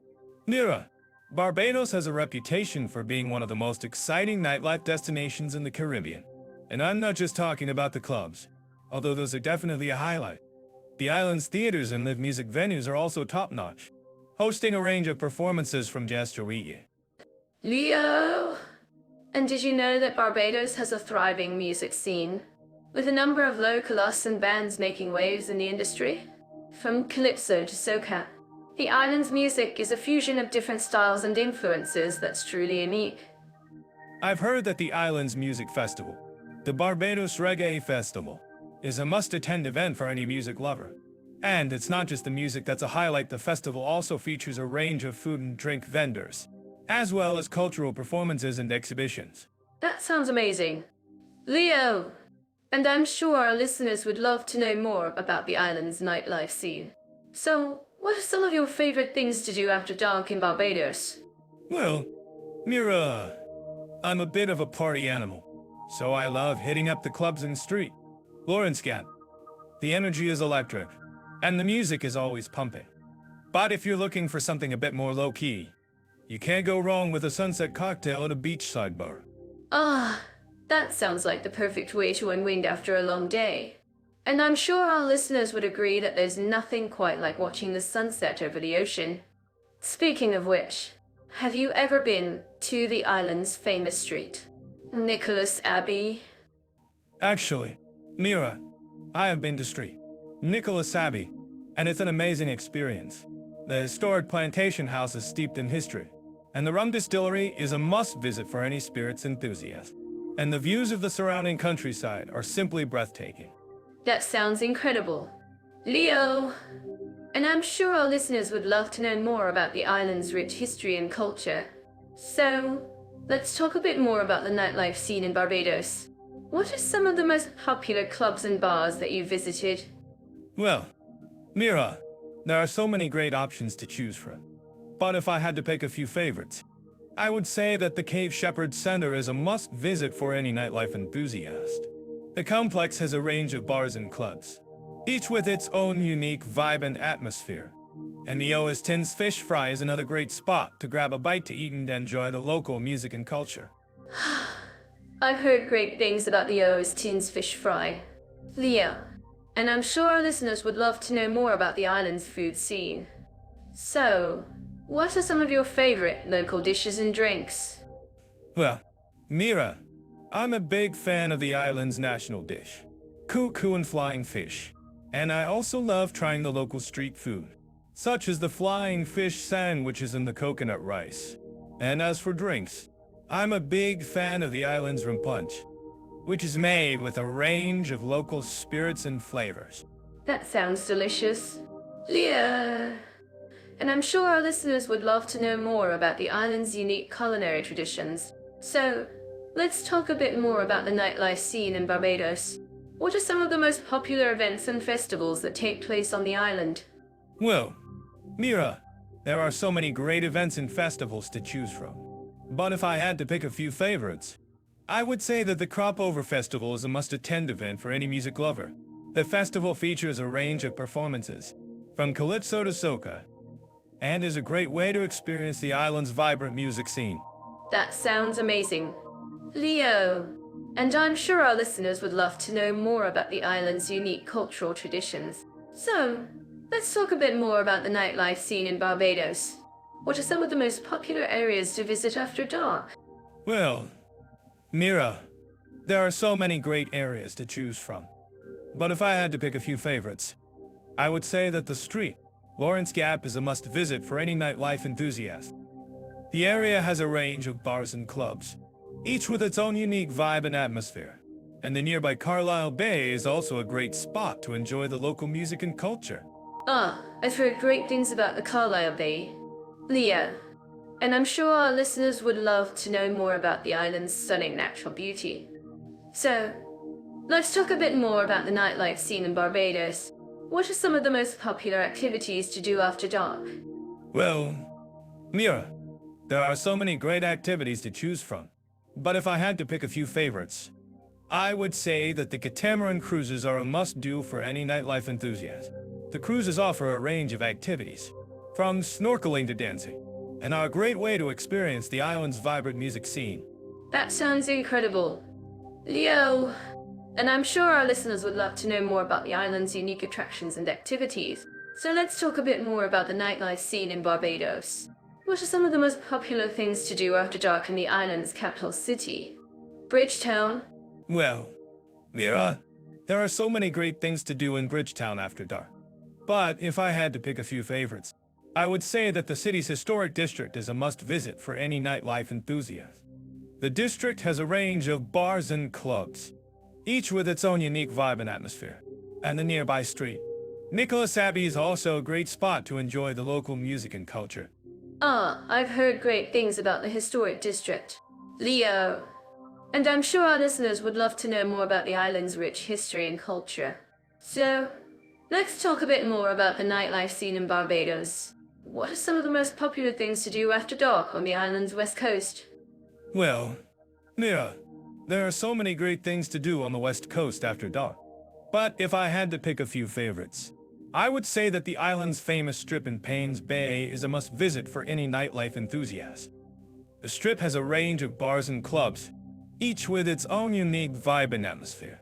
And the nearby Crane Beach is also a great spot to enjoy the local music and culture. I'm telling you, Leo, Barbados is a gem when it comes to family-friendly environments. The beaches are stunning, and the people are so warm and welcoming. Ah, I see what you mean. Mira, Barbados does have a reputation for being a great destination for families. But let's not forget about Sao Tome and Principe. I've heard their beaches are just as beautiful, if not more so. Oh, I'm not saying they're not. Leo, but Barbados has that extra something that makes it feel like a second home. Maybe it's the British colonial history or the laid-back vibe. But it's just so easy to relax there. Relax? You're not exactly relaxing when you're on a beach with crystal clear waters and coral reefs just waiting to be explored. But, seriously, I think what you're saying is that Barbados has a more developed tourist infrastructure, making it easier for families to navigate. Exactly. And the food, oh my goodness. The food in Barbados is amazing. You can find all sorts of delicious seafood and traditional dishes like flying fish and cuckoo. Oh. Huh? I'm not sure I've ever had that before, but I'm game to try. So, what about Sao Tome and Principe? What makes it stand out in terms of family-friendly activities? Well, Leo, Sao Tome and Principe has some incredible national parks and wildlife reserves that are perfect for families to explore. And have you heard about the Mermaid Beach in Sao Tome? Mermaid Beach? That sounds like a storybook name. But, seriously, I'd love to learn more about it. What's so special about that beach? Ah, it's just a beautiful spot with calm waters and white sand. And the best part? It's a popular spot for locals and tourists alike. So it's a great place to experience the island's culture. That sounds wonderful. Mira, I'm sure our listeners would love to know more about it. I'm curious. Have any of our listeners visited Sao Tome and Principe? What were your experiences like? Oh, I'm sure our listeners have some great stories to share. But let's get back to Barbados for a moment. One of the things I love about Barbados is the island's rich history and culture. There are so many museums and historical sites to explore. Ah, I see what you mean. Mira, Barbados does have a lot to offer in terms of history and culture. But what about Sao Tome and Principe? Doesn't it have some amazing historical sites as well? Oh, absolutely. Leo, Sao Tome and Principe has a fascinating history, with influences from Portugal, Africa, and Brazil. And the island's architecture is a great reflection of that. That's really interesting. Mira, I think what you're saying is that both countries have a rich cultural heritage that's worth exploring. Exactly. And it's not just about the history and culture. Leo, both countries have a strong focus on family and community, which makes them perfect for families to visit. Ah, I see what you mean. Mira, family-friendly environments and activities are definitely high on the list of priorities for both countries. That's right. Leo. And I think that's what makes them such great destinations for families. Whether you're looking for beautiful beaches, rich history, or a strong sense of community, both Barbados and Sao Tome and Principe have something to offer. Well, there you have it. Folks, Both Barbados and Sao Tome and Principe are great options for families looking for a fun and relaxing vacation. And don't forget to check out our next episode, where we'll be exploring more family-friendly destinations around the world. So, let's talk about LGBT-friendly atmospheres in Barbados and Sao Tome and Principe. I'm to share some stories and insights about these beautiful countries. Barbados, for instance, has a vibrant pride parade, which is a testament to its inclusive environment. That's right. Mira, Barbados has made significant strides in promoting LGBT rights. In fact, it's one of the most LGBT-friendly countries in the Caribbean. The island's government has implemented policies to protect the rights of LGBT individuals, including anti-dinat. Well, that's amazing. I'm sure listeners living in Barbados would agree that the island's atmosphere is welcoming and inclusive. But what about Sao Tome and Principe? How does it compare? Sao Tome and Principe is a bit more complex. While the country has made progress in recent years, there's still a long way to go in terms of promoting LGBT rights. However, the island's small size and tight-knit community have allowed for a strong sense of solidarity and acceptance among its people. I see. It's interesting to note that both countries have a strong sense of community. But Barbados has been more proactive in promoting LGBT rights.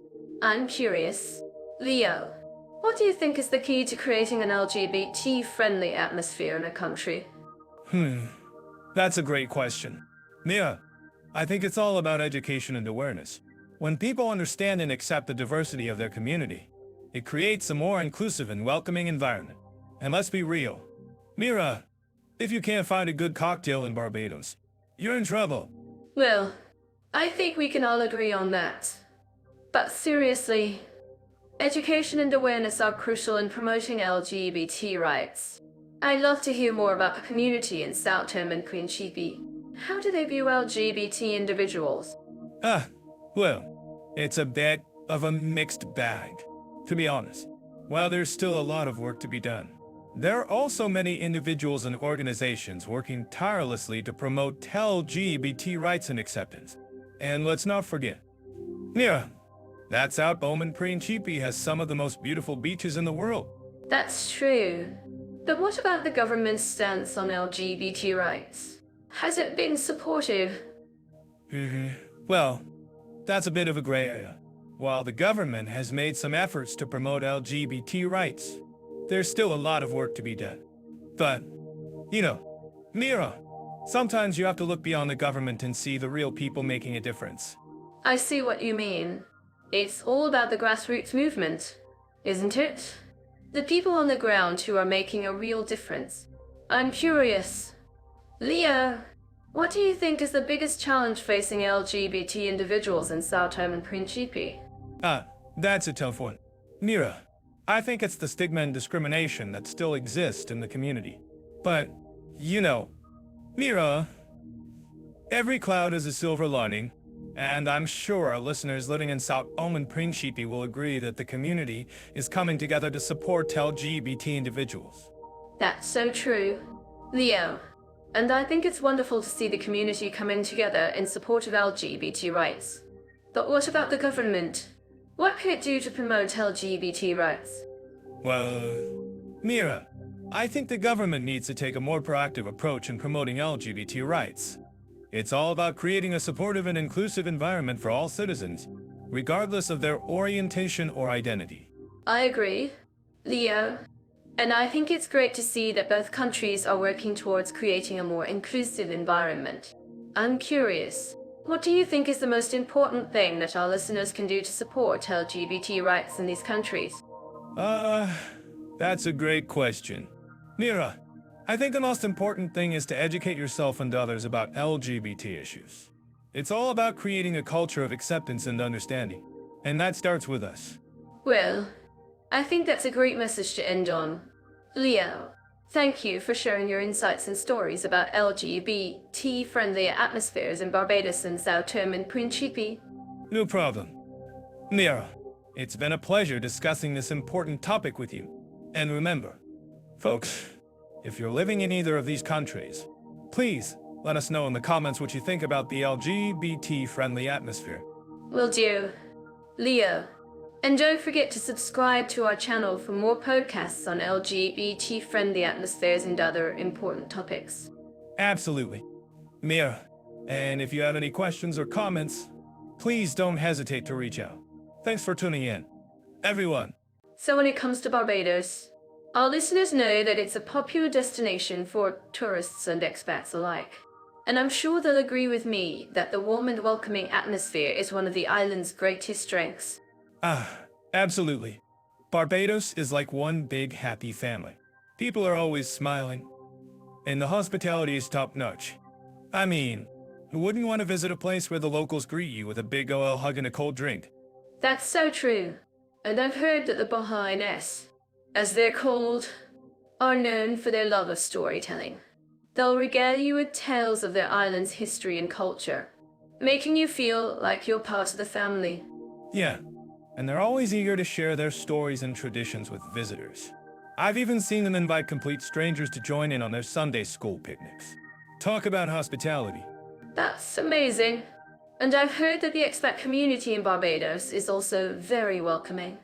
They've got a range of social clubs and organizations that make it easy for newcomers to get involved and make friends. Yeah, it's like one big expat family. And I'm sure our listeners would agree that having a strong support network is crucial when you're moving to a new country. Am I right, guys? Absolutely. And I think that's one of the reasons why Barbados is so popular with expats. The island's got a great balance of Caribbean charm and modern amenities, making it the perfect place to call home. Exactly. And it's not just the amenities. Either. The people. The culture. The food, everything about Barbados is just so welcoming and inclusive. I mean, have you tried the Bajan cuisine? Mira? It's amazing. Oh, yes. I've had the pleasure of trying some of the local specialties. And let me tell you, they're delicious. From flying fish to cuckoo. There's always something new to try. And don't even get me started on the rum punch. But seriously, the food in Barbados is just incredible. And I think that's one of the reasons why the island's got such a strong sense of community. People come together to share meals and stories. And it's just the most wonderful thing to see. That's so true. And I think that's something that our listeners can definitely learn from.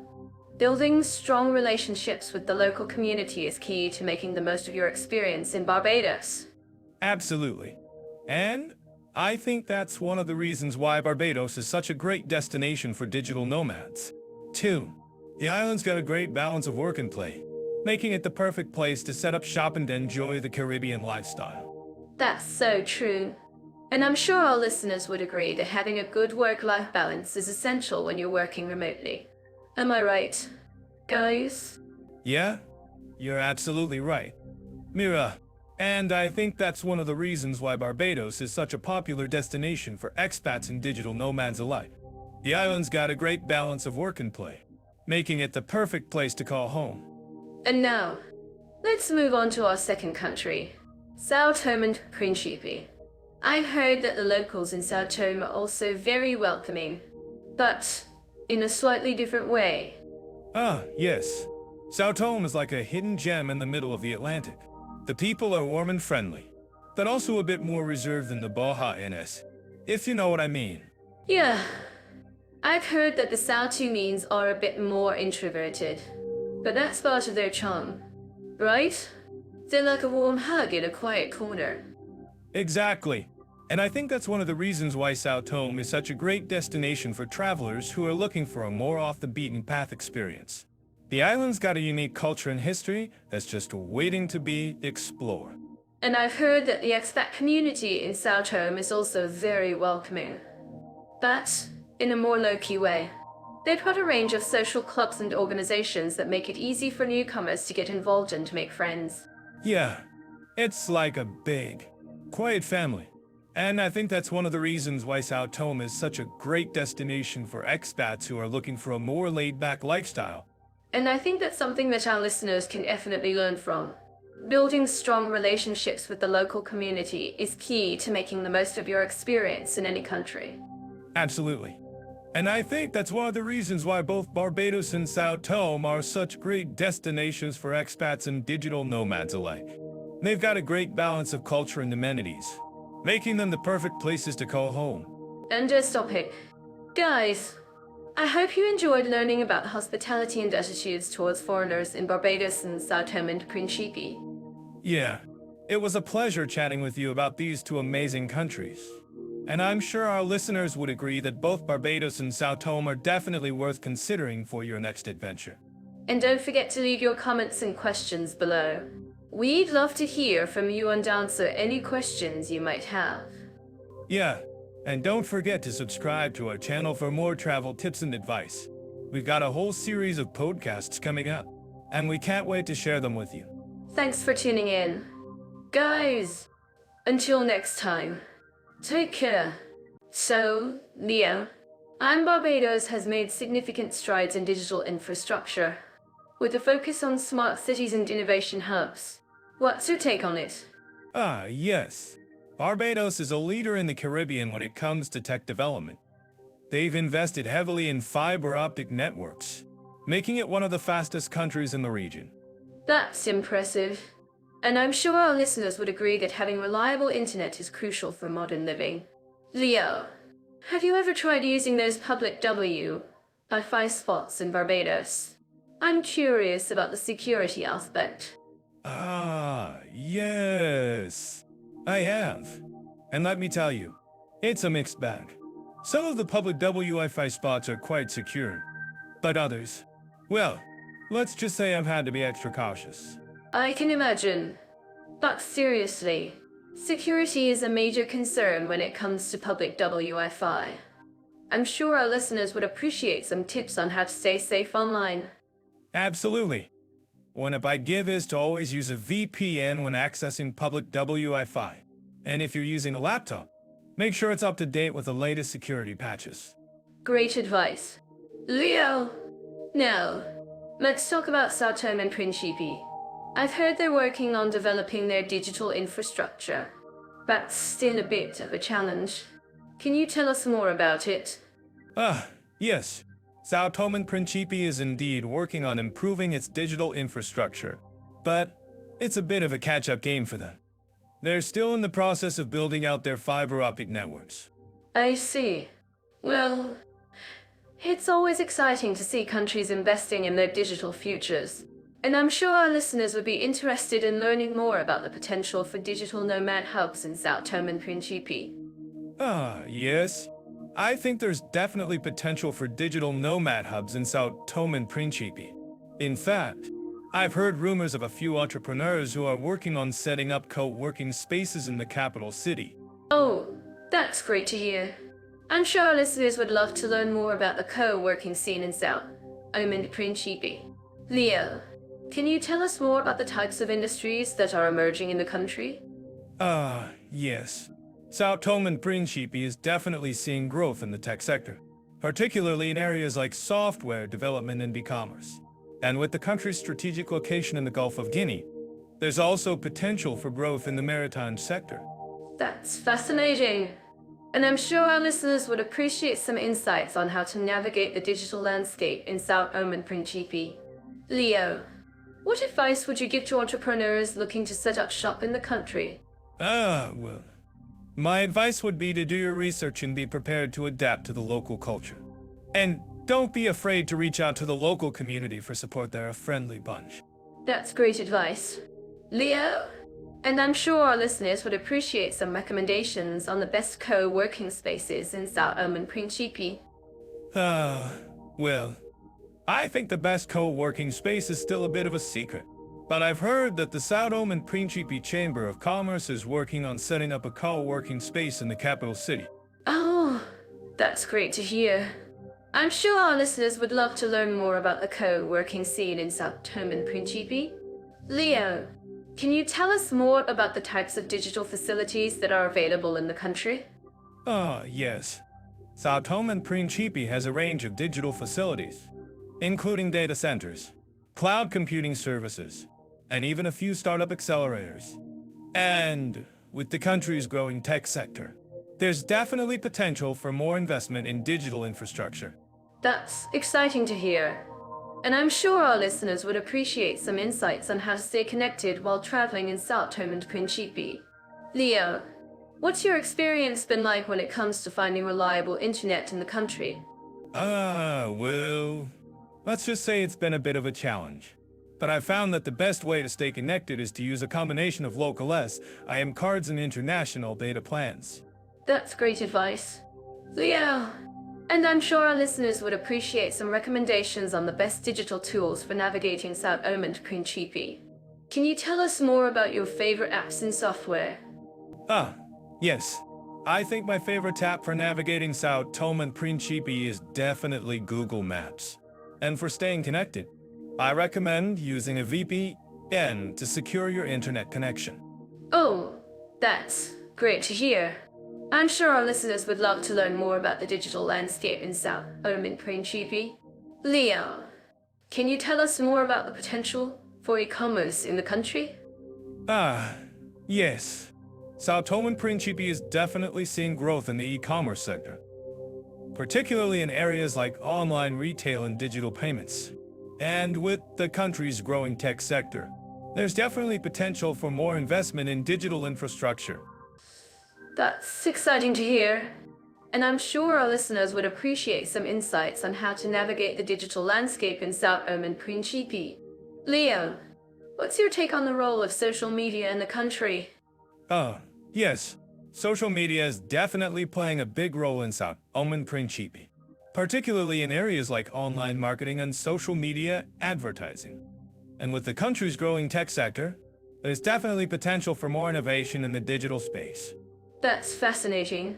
And I'm sure our listeners would appreciate some recommendations on the best digital tools for navigating Sao Tome and Principe. Can you tell us more about your favorite apps and software? Yes. I think my favorite app for navigating Sao Tome and Principe is definitely Google Maps.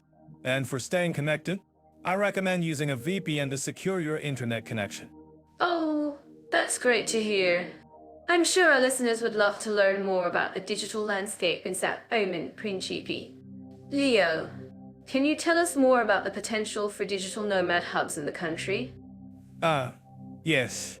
Sao Tome and Principe is definitely seeing growth in the digital nomad sector, particularly in areas like co-working spaces and startup accelerators.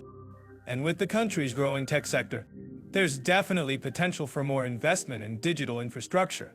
That's exciting to hear. And I'm sure our listeners would appreciate some. Shopping opportunities in Barbados are quite vibrant, with a mix of duty-free shopping, local markets, and upscale malls. You can find everything from affordable souvenirs to luxury goods. That's true.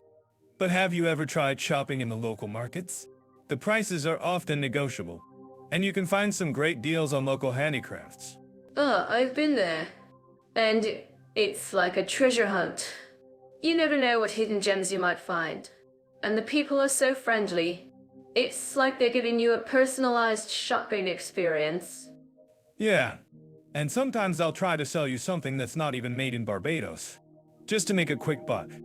But hey, at least it's entertaining. Well, I think that's part of the fun. And speaking of fun, have you ever tried shopping on the beach? In Barbados, you can find some amazing beachside markets and stalls selling everything from jewelry to crafts. Now that's a unique shopping experience. I've done it a few times, and it's always a blast. But I have to say, the prices can be a bit steep, especially for the luxury items. That's true. But if you're looking for a special gift or souvenir, it's worth it. And who knows, you might even find something that's not available anywhere else. Yeah, and if you're not careful, you might end up buying a whole collection of seashells or something. Oh, don't be ridiculous. I'm a responsible shopper. I promise. But seriously, shopping in Barbados is all about finding the right balance between price and quality. I agree. And it's not just about the price. You have to consider the experience as a whole. Shopping in Barbados is like a cultural experience, you know? Exactly. And that's what makes it so special. Now, let's talk about Sao Tome and Principe. What's the shopping scene like there? Sao Tome and Principe is a bit more challenging. Shopping-wise, the country is still developing, and the shopping scene is not as vibrant as Barbados. That's true. But I've heard that the local markets are still worth checking out. And have you ever tried shopping at the local markets in Sao Tome? Well, I've been to the markets, but I wouldn't say I've exactly shopped there. The vendors are mostly selling fresh produce and local handicrafts. Ah, that's actually really cool. I've heard that the local markets in Sao Tome and Principe are some of the best places to find authentic African crafts and textiles. Yeah, and the prices are often very reasonable. But the selection is limited, and you have to be willing to bargain. I love bargaining. It's like a game. You know? You have to negotiate the price without offending the vendor. Yeah, it's a delicate art, but it's all part of the fun. And speaking of fun, have you ever tried shopping at the local markets in Barbados and Sao Tome and Principe at the same time? Well, I don't think that's possible. But it's an interesting idea. Maybe we can do a shopping tour of both countries and compare the experiences. Now that's a great idea. We can call it the shopping safari and make it a podcast episode. I love it. And who knows? Maybe our listeners will join us on the shopping safari and share their own experiences. Yeah, and maybe we'll even learn a thing or two about shopping in Barbados and Sao Tome and Principe. Well, I think that's all for now. Thanks for joining me on this shopping adventure. Leo. Thanks for having me. Nira, it's been a blast. And to our listeners, thanks for tuning in. Don't forget to subscribe to our podcast and join us on our next shopping adventure. And if you have any suggestions for our next shopping destination, please let us know in the comments below. Yeah, and maybe we'll even include a shopping safari in one of our future episodes. I love it. And until next time, stay shopping and happy. So, let's dive into the vibrant cultural scene of Barbados and Sao Tome and Principe. Both countries have a rich history and a unique blend of traditions, music, and festivals that bring people together in celebration. I'm to explore this topic. Barbados, being a former British colony, has a strong influence of British culture, but it's also deeply rooted in African and Caribbean traditions. That's right. Leo. And Sao Tome and Principe, being an island nation off the coast of West Africa, has a distinct Portuguese influence, which is reflected in its cuisine, music, and architecture. I've heard that Sao Tome and Principe has a unique music scene, with a blend of traditional African rhythms and Portuguese-inspired folk music. Yes, and Barbados has its own unique music style, known as Calypso, which is a fusion of African, European, and indigenous influences. I'm curious to learn more about the festivals and cultural events in both countries. For instance, what about the Crop Over Festival in Barbados? Yes. The Crop Over Festival is a major event in Barbados, celebrating the country's agricultural heritage and showcasing its vibrant culture through music, dance, and costumes. That sounds like an amazing event, and I'm sure our listeners would love to know more about the cultural events in Sao Tome and Principe. Have you heard about the Sao Tome Carnival? Yes. The Sao Tome Carnival is a vibrant and colorful celebration of music, dance, and costumes, which is a must-see experience for anyone visiting the island. I've also heard that Sao Tome and Principe has a strong tradition of folklore and storytelling, which is reflected in its music and dance. That's right. Leo! And Barbados has its own unique folklore and storytelling traditions, which are often passed down through generations. I'm curious to learn more about the music scene in both countries. For instance, what about the music of Mighty Gabby, a legendary calypso neon from Barbados? Yes. Mighty Gabby is a national treasure in Barbados, known for his witty lyrics and energetic performances. And I'm sure our listeners would love to know more about the music scene in Sao Tome and Principe. Have you heard about the island's unique blend of African and Portuguese music? Yes.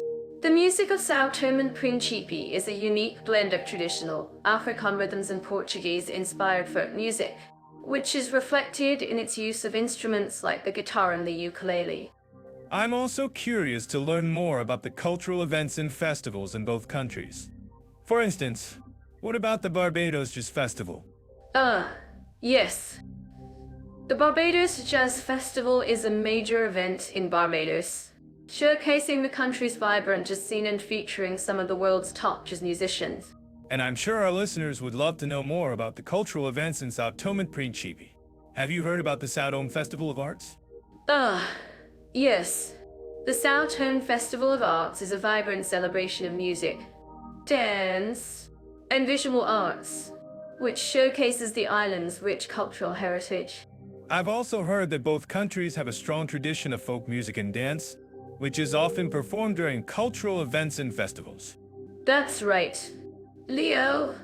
And these folk music and dance traditions are often passed down through generations, reflecting the country's rich cultural heritage. I'm curious to learn more about the cultural events and festivals in both countries. For instance, what about the Barbados Food and Wine Festival? Yes. The Barbados Food and Wine Festival is a major event in Barbados, showcasing the country's vibrant culinary scene and featuring some of the world's top chefs and food experts. And I'm sure our listeners would love to know more about the cultural events in Sao Tome and Principe.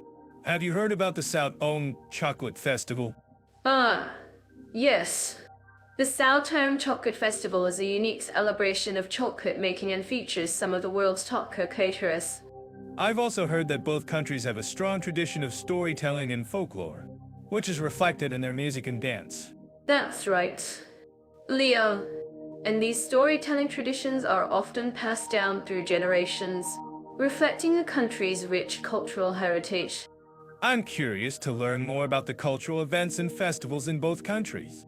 For instance, what about the Barbados Reggae Festival? Yes.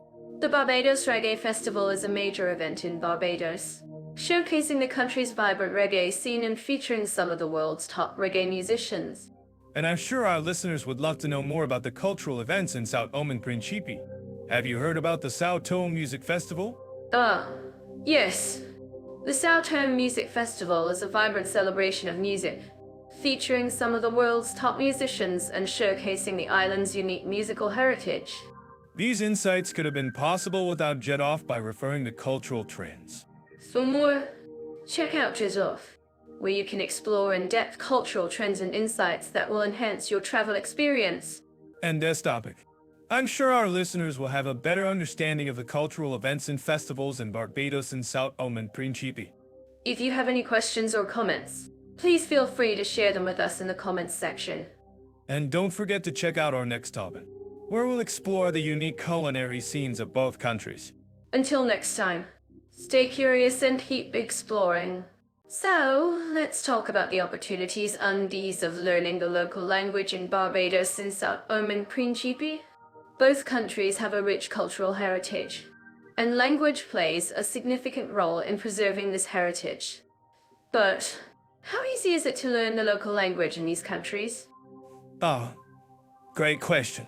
Mira, I've had the chance to explore both countries, and I must say, the language learning experience is quite different in each. In Barbados, for example, the official language is English, which makes it relatively easy for tourists and expats to communicate. However, learning the local dialect, Bajan Creole, can be a fun challenge. That's right. Leo, Bajan Creole is a unique blend of English, African, and indigenous languages. It's a great way to connect with the local culture, but it does require some effort to learn. In Sao Tome and Principe, the official language is Portuguese, which can be a bit more challenging for English speakers to learn. But Mira, the Portuguese spoken in Sao Tome and Principe is actually quite different from the Portuguese spoken in Portugal. It's been influenced by the local languages and cultures, making it a unique and interesting dialect to learn. I completely agree, Leo. And I'm sure our listeners living in these countries would agree that the local language is an essential part of the culture. So what are some of the best ways to learn the local language in Barbados and Sao Tome and Principe? Well, Mira, in Barbados, there are several language schools that offer courses in Bajan Creole and English. Some of these schools also offer cultural immersion programs, which allow students to practice their language skills in real-life situations. In Sao Tome and Principe, there are also language schools that offer courses in Portuguese, as well as cultural immersion programs. That's great to know. Leo, and I'm curious, what are some of the common challenges that expats and tourists face when trying to learn the local language in these countries? Good question. Mira, in Barbados, one of the biggest challenges is the accent and dialect. It can be difficult for non-native speakers to understand, especially if they're not familiar with the local culture. In Sao Tome and Principe, the challenge is more related to the grammar and vocabulary of the Portuguese language. I see. And what about language learning resources? Are there any online resources or apps that can help expats and tourists learn the local language in these countries? Actually, Mira, there are several online resources and apps that can help with language learning. For example, Duolingo offers courses in Portuguese and Bajan Creole, and there are also several language learning apps that offer cultural immersion programs. That's great to know. Leo, and I'm sure our listeners would appreciate any recommendations for language learning resources. If you think this is wrong, please let us know in the comments. Well, Mira, I think it's clear that learning the local language in Barbados and Sao Tome and Principe requires some effort, but it's definitely worth it. Not only does it help you connect with the local culture, but it also opens up new opportunities for communication and understanding. Absolutely. Leo, and I think that's a great note to end on. Thanks for sharing your insights on language learning in these two countries. If you have any more questions or comments, please don't hesitate to reach out. And Mira, I think it's time for us to wrap up this podcast. Thanks for joining us, and we'll see you in the next episode. I'm so to dive into this topic with you. When it comes to safety and comfort for women travelers, I think Barbados is an amazing example of how a country can prioritize women's well-being. The island has a strong reputation for being friendly and welcoming, and I've heard that women often feel comfortable walking around alone at night. That's music to my ears. Mira, Barbados is indeed a fantastic destination for women travelers. But let's not get too carried away. I'm sure we can find some areas where it falls short. For instance, I've heard that some women have reported feeling harassed or catcalled while walking alone on the beach. Oh, that's terrible. But it's great that you're bringing up this point. Leo, it's essential to acknowledge that no country is perfect, and we need to address these issues head-on. I've also heard that the Barbadian government has implemented some initiatives to improve safety for women, such as increasing the number of female police officers and providing training on how to handle situations involving harassment. That's fantastic to hear. Mira, and I think it's worth noting that Barbados has a relatively low crime rate compared to other countries. But I'm curious, have you heard about any community initiatives that specifically support women's safety and comfort in Barbados? Actually, yes. I've come across a few organizations that provide support and resources for women in Barbados. For example, there's a group called the Barbados Women's Association that offers workshops and training on topics like self-defense and assertiveness. Wow, that's amazing. I think it's incredible that there are organizations like that working to empower women in Barbados.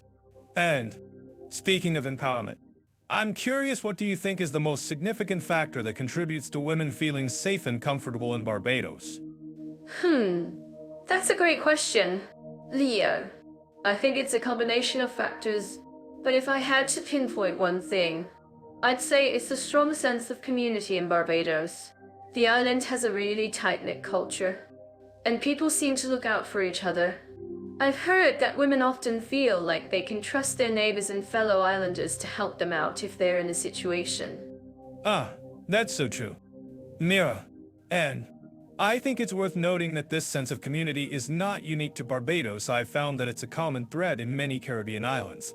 But I'm curious, how do you think women can make the most of this sense of community in Barbados? Well, I think it's all about being open and willing to connect with the locals. By being friendly and approachable, women can build relationships with the people they meet, and that can help them feel more comfortable and safe in the island. And, of course, it's always a good idea to learn a few basic phrases in the local language that can go a long way in making women feel more welcome. That's so true.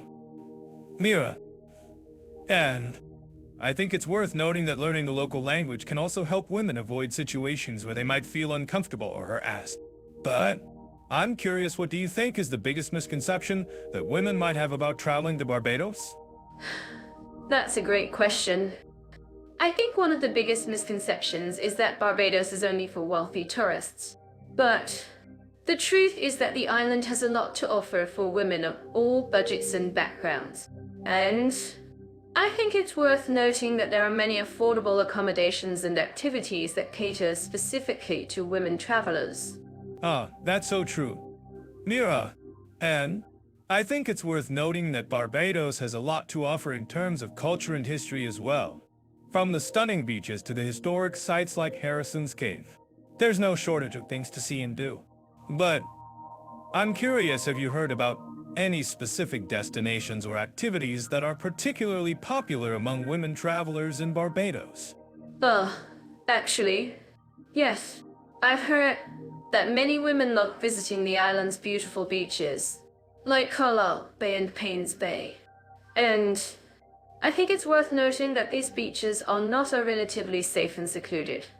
That's fantastic to hear. Mira, and I think it's worth noting that the island's beaches are not the only thing that women can enjoy in Barbados. From the vibrant markets to the local cuisine, there's a wealth of cultural experiences to explore. That's so true, Leo. And I think it's worth noting that women can also enjoy many of these cultural experiences safely and comfortably, especially if they're traveling with a group or joining a guided tour. That's so true. Mira, and I think it's worth noting that the island's tourism industry is also taking steps to ensure that women feel safe and welcome. From providing female-only tours to creating safe spaces for women to socialize, there are many initiatives in place to support women's comfort and safety. That's fantastic to hear, Leo. And I think it's worth noting that women can also play a role in supporting these initiatives by being mindful of their own behavior and actions while traveling in Barbados. That's so true. Mira, and I think it's worth noting that women can also learn a lot from the island's culture and history, especially when it comes to issues like safety and comfort. That's so true, Leo. And I think it's worth noting that women can also find many resources and support groups online that can help them prepare for their trip to Barbados and stay safe while traveling. That's fantastic to hear. Mira, and I think it's worth noting that the island's tourism industry is also working to promote women's safety and comfort through social media and other campaigns.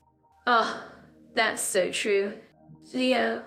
And I think it's worth noting that women can also find many affordable and safe accommodations in Barbados, especially if they're traveling with a group or booking a package tour. That's fantastic to hear. Mira, and I think it's worth noting that the island's tourism industry is also working to promote women's safety and comfort through tourism boards and other organizations. That's so true. And I think it's worth noting that women can also find many resources and support groups in Barbados that can help them stay safe and comfortable while traveling. That's fantastic to hear. Mira, and I think it's worth noting that the island's tourism industry is also working to promote women's safety and comfort through community-based initiatives. That's so true, Leo. And I think it's worth noting that women can also find many affordable and safe activities in Barb. Dive into the fascinating world of Barbados and Sao Tome and Principe's legal systems. I'm curious to know, Leo, What's the first thing that comes to mind when you think of Barbados laws? Well, I think of the British influence on their legal system. Mira, they're a Commonwealth country. After all, but I'm actually curious to know, have you ever been to Barbados? What's your take on their laws? Oh, I have been to Barbados, and I must say, their laws are quite strict. But I think what's interesting is how they've adapted British common law to fit their own needs. I'm certain that our listeners living in Barbados would agree with me that their laws are quite effective in maintaining order. That's a great point. Mira, but what about Sao Tome and Principe? I've heard that their legal system is based on Portuguese law. How does that compare to Barbados' system? Yes. Sao Tome and Principe's legal system is indeed based on Portuguese law. But what's fascinating is how they've incorporated elements of African customary law into their system. It's a unique blend of different legal traditions. Wow, that's really interesting. Mira, I didn't know that. But what about individual rights and freedoms in both countries? How do their laws protect citizens? Well, in both countries, the laws provide for basic rights such as freedom of speech, assembly, and the press. But what's notable is how Barbados has a more developed system of human rights protection, with a number of laws and institutions in place to protect these rights. That's a great point. Mira, but what about Sao Tome and Principe? How do their laws protect individual rights and freedoms? Well, Sao Tome and Principe's laws are also designed to protect individual rights and freedoms, but they're still developing their system. What's encouraging is that they're working to strengthen their human rights institutions and laws. I see. So it's a bit of a work in progress in Sao Tome and Principe. But what about landmark cases in both countries? Are there any notable examples that come to mind? Yes. There are a few notable cases in both countries. In Barbados, for example, there was a recent case involving a woman who was granted the right to have her husband's name removed from her property deeds. It was a significant victory for women's rights in the country. Wow, that's impressive. And what about Sao Tome and Principe? Are there any notable cases that stand out? Yes. There was a recent case involving a group of fishermen who were arrested for protesting against the government's fishing policies. It was a significant case that highlighted the importance of freedom of assembly and expression. I see. So it's not just about the laws on the books, but also about how they're enforced in practice. That's really important. Exactly. Leo. And I think that's what makes comparing the legal systems of Barbados and Sao Tome and Principe so fascinating. There are so many nuances and complexities to consider. Absolutely. Mira, and I think our listeners would agree with me that it's essential to stay informed about the laws and institutions in both countries. If you think this is wrong, please let us know in the comments. Great point. Leo, and I think we're just getting started on this topic. What's your next question or observation about the legal systems of Barbados and Sao Tome and Principe? Well, I was about the role of customary law in Sao Tome and Principe. How does it fit into their legal system? And what implications does it have for individual rights and freedoms? That's a great question. Leo, customary law plays a significant role in Sao Tome and Principe's legal system, particularly in areas such as family law and property rights. But what's interesting is how it's being incorporated into the country's laws and institutions. I see. So, it's a bit of a hybrid system, blending customary law with Portuguese law. That's really fascinating. Exactly, Leo. And I think that's what makes Sao Tome and Principe's legal system so unique. It's a reflection of the country's rich cultural heritage and history. Well, I think we barely scratched the surface of this topic. Mira, but what about our listeners? What do you think they should know about the legal systems of Barbados and Sao Tome and Principe? Well, I think our listeners should know that both countries have a lot to offer in terms of their legal systems. From the British influence on Barbados laws to the unique blend of Portuguese and customary law in Sao Tome and Principe, there's a lot to learn and discover. That's a great point. Mira, And I think our listeners would agree with me that it's essential to stay informed about the laws and institutions in both countries. If you have any questions or observations, please let us know in the comments. Great point, Leo. And I think we're just getting started on this topic. What's your next question or observation about the legal systems of Barbados and Sao Tome and Principe? Well, I was about the role of the judiciary in both countries. How do their courts and judges ensure that justice is served? That's a great question. Leo, in Barbados, the judiciary is independent, impartial, with a strong tradition of upholding the rule of law. But what's notable is how Sao Tome and Principe's judiciary is still developing its institutions and laws. I see. So it's into we can conquer that. So it's a bit of a work in progress in Sao Tome and Principe. But what about the role of customary law in the judiciary? How does it fit into the court system? That's a great question. Leo, customary law plays a significant role in Sao Tome and Principe's judiciary, particularly in areas such as family law and property rights.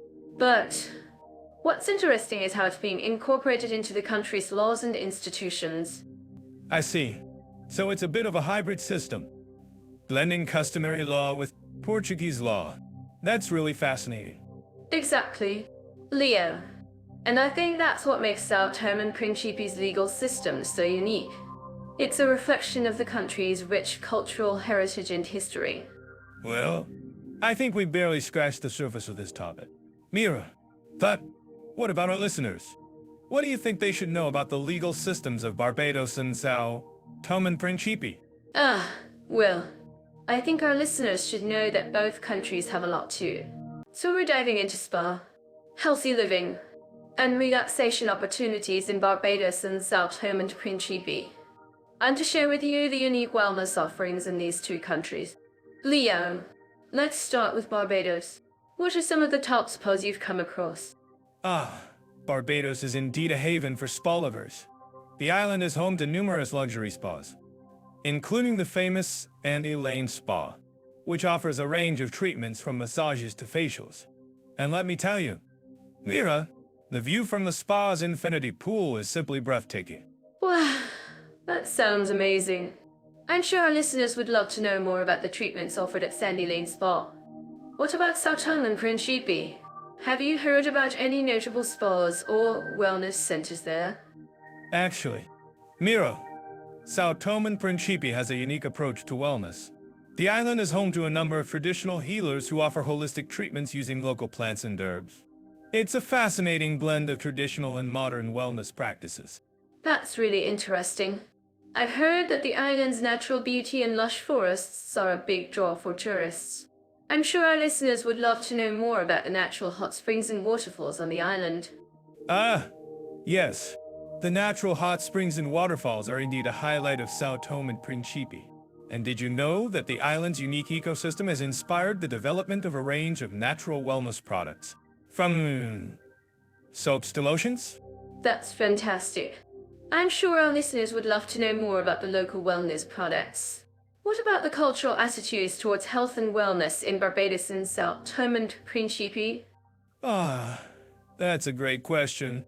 Mira, in Barbados, there's a strong emphasis on holistic wellness, with many locals incorporating traditional practices like yoga and meditation into their daily routines.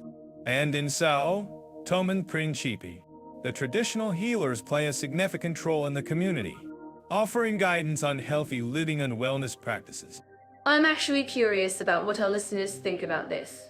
Do you think that the cultural attitudes towards health and wellness in these two countries are influenced by their colonial past?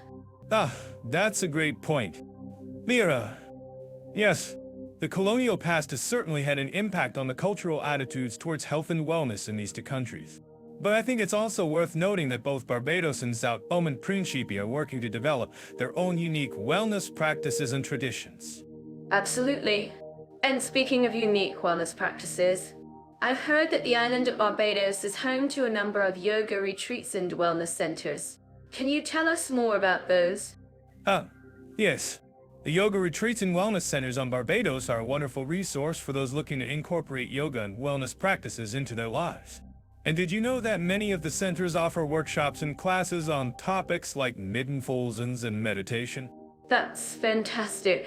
I'm sure our listeners would love to know more about the yoga retreats and wellness centers on Barbados. And finally, what about the cost of spa treatments and wellness programs in these two countries? That's a great question. Mira, while the cost of spa treatments and wellness programs can vary depending on the location and the specific treatment, I can say that both Barbados and Sao Tome and Principe offer a range of options to suit different budgets. I'm certain that our listeners living in this country would agree with me that it's essential to prioritize self-care and relaxation in today's fast-paced world. And with the unique wellness offerings in Barbados and Sao Tome and Principe, it's easier than ever to find a relaxing getaway. Absolutely, Mira. And I think that's one of the things that sets these two countries apart, their commitment to wellness and self-care. Whether you're looking for a luxurious spa retreat or a more rustic wellness experience, both Barbados and Sao Tome and Principe have something to offer. Well, there you have it, folks. I hope you've enjoyed learning about the spa, healthy living, and relaxation opportunities in Barbados and Sao Tome and Principe. And if you have any questions or comments, please don't hesitate to reach out to us in the comments section. And don't forget to subscribe to our podcast for more exciting content and travel tips. Until next time, stay relaxed and keep on traveling. I'm telling you, Leo, Barbados has a thriving spiritual scene. From the moment you step off the plane, you can feel the island's energy. That's right, Mira. And it's not just the beautiful beaches and crystal clear waters. The people of Barbados are known for their warm hospitality and welcoming nature. Exactly. And as a result, the island has a diverse range of places of worship. From historic Anglican churches to vibrant Pentecostal churches. I've heard that the Anglican Cathedral in Bridgetown is particularly stunning. Have you had a chance to visit? Actually, I have. And it's breathtaking. The stained glass windows and intricate stone carvings are truly breathtaking. But what's even more impressive is the sense of community and inclusivity that pervades the island's spiritual scene. That's so true. I've noticed that in Barbados, people from all different faiths and backgrounds come together to celebrate and support each other. Exactly. And it's not just the big festivals and events. Even in everyday life, you'll find that Barbadians are always willing to lend a helping hand or offer a listening ear. I've heard that the island's spiritual leaders are also very active in promoting interfaith dialogue and understanding. Can you tell us more about that? Well, yes. The Barbados Interfaith Council is a wonderful organization that brings together representatives from different faiths to promote understanding and cooperation.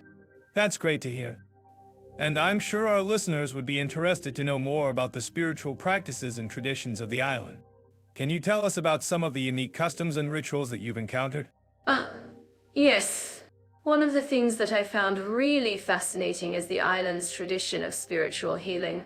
Many people on the island believe in the power of current spiritual energy to heal physical and emotional ailments. That's so interesting. And I've heard that the island's spiritual leaders are also very skilled in traditional healing practices such as herbalism and meditation. Exactly. And it's not just the leaders who are involved. Many ordinary people on the island are also skilled in these practices and offer their services to those in need. I've heard that the island's spiritual scene is also influenced by its history and cultural heritage. Can you tell us more about that? Yes. Barbados has a rich and complex history, and its spiritual scene is deeply rooted in that history. From the early days of slavery and colonization to the present day, the island's spiritual leaders have played a crucial role in promoting freedom, justice, and human rights. That's so important. And I'm sure our listeners would be interested to know more about the role of spirituality in everyday life on the island. Can you tell us about some of the ways that people incorporate spirituality into their daily lives? Yes. Many people on the island start their day with a prayer or meditation, and others incorporate spiritual practices into their daily routine such as yoga or walking in nature. That's great to hear. And I'm sure our listeners would be interested to know more about the opportunities for spiritual growth and development on the island. Can you tell us about some of the resources and support systems available to people who are looking to deepen their spiritual practice? Ah, yes. There are many wonderful resources available on the island, from spiritual retreat centers to yoga studios and meditation groups. That's so great to hear. And I'm sure our listeners would be interested to know more about the cultural and spiritual significance of the island's natural environment. Can you tell us about some of the ways that the island's spiritual leaders and communities are working to preserve and protect the island's natural resources? Ah, yes. Many people on the island believe that the natural environment is sacred and that it's our responsibility to protect and preserve it. That's so important. And I'm sure our listeners would be interested to know more about the opportunities for interfaith dialogue and cooperation on the island. Can you tell us about some of the initiatives and organizations that are working to promote understanding and cooperation between different faiths? Ah, yes. There are many wonderful initiatives and organizations on the island that are working to promote interfaith dialogue and cooperation. That's so great to hear. And I'm sure our listeners would be interested to know more about the challenges and opportunities that the island's spiritual leaders and communities are facing. Can you tell us about some of the issues that you've encountered and how people are working to address them? Yes. There are many challenges facing the island's spiritual leaders and communities, from poverty and inequality to environmental degradation and climate change. That's so true. And I'm sure our listeners would be interested to know more about the role of technology in promoting spirituality and interfaith dialogue on the island. Can you tell us about some of the ways that technology is being used to connect people and promote understanding? Yes. There are many wonderful initiatives and organizations on the island that are using technology to promote spirituality and interfaith dialogue. That's so great to hear. And I'm sure our listeners would be interested to know more about the opportunities for spiritual growth and development on the island. Can you tell us about some of the resources and support systems available to people who are looking to deepen their spiritual practice? Yes. There are many wonderful resources available on the island, from spiritual retreat centers to yoga studios and meditation groups. That's so great to hear. And I'm sure our listeners would be interested to know more about the cultural and spiritual significance of the island's natural environment. Can you tell us about some of the ways that the island's spiritual leaders and communities are working to preserve and protect the island's natural resources? Yes. Many people on the island believe that the natural environment is sacred and that it's our responsibility to protect and preserve it. That's so important. And I'm sure our listeners would be interested to know more about the opportunities for interfaith dialogue and cooperation on the island. Can you tell us about some of the initiatives and organizations that are working to promote understanding and cooperation between different faiths? Yes. There are many wonderful initiatives and organizations on the island that are working to promote interfaith dialogue and cooperation. That's so great to hear. And I'm sure our listeners would be interested to know more about the challenges and opportunities that the island's spiritual leaders and communities are facing. Can you tell us about some of the issues that you've encountered and how people are working to address them? Yes. There are many challenges facing the island's spiritual leaders and communities, from poverty and inequality to environmental degradation and climate change. That's so true. And I'm sure our listeners would be interested to know more about the role of technology in promoting spirituality and interfaith dialogue on the island. Can you tell us about some of the ways that technology is being used to connect people? And so to dive into social equality, respect for minorities, and diversity in Barbados and Sao Tome and Principe. Both countries have made significant strides in promoting inclusivity and celebrating their rich cultural heritage. That's right. Yeah. Barbados has a strong history of advocating for social justice, and their policies reflect a commitment to protecting the rights of all citizens, regardless of their background or identity. And Sao Tome and Principe has also made great efforts to promote social equality, especially in the areas of education and healthcare. I'm curious, Leo, have you heard about the country's unique approach to addressing the needs of its diverse population? Yes. Sao Tome and Principe has implemented a number of initiatives to promote social cohesion and address the challenges faced by marginalized communities. For example, Their government has established a department specifically focused on promoting social inclusion and combating discrimination. Wow, that's impressive. And I think it's great that both countries have recognized the importance of education in promoting social equality. In Barbados, I've heard that the government has implemented programs to increase access to education for students from disadvantaged backgrounds. That's absolutely right. Mira, and Sao Tome and Principe has also made significant investments in education, including the establishment of a national literacy program to promote adult education and literacy. I'm actually curious about what our listeners think about this. Do you think that education is a key factor in promoting social equality? Or are there other important factors at play? Great question. Mira, I think that education is just one aspect of promoting social equality, and that cultural exchange and understanding are also crucial in breaking down barriers and promoting inclusivity. That's a great point. And I think it's worth noting that both countries have made significant efforts to promote cultural diversity and celebrate their rich cultural heritage. Absolutely. Mira, Barbados has a vibrant cultural scene with a strong emphasis on music, dance, and visual arts. And Sao Tome and Principe has a unique cultural identity shaped by its African, Portuguese, and Brazilian influences. I'm so impressed by the diversity of cultures in both countries. And I think it's great that they're promoting cultural exchange and understanding through festivals and events.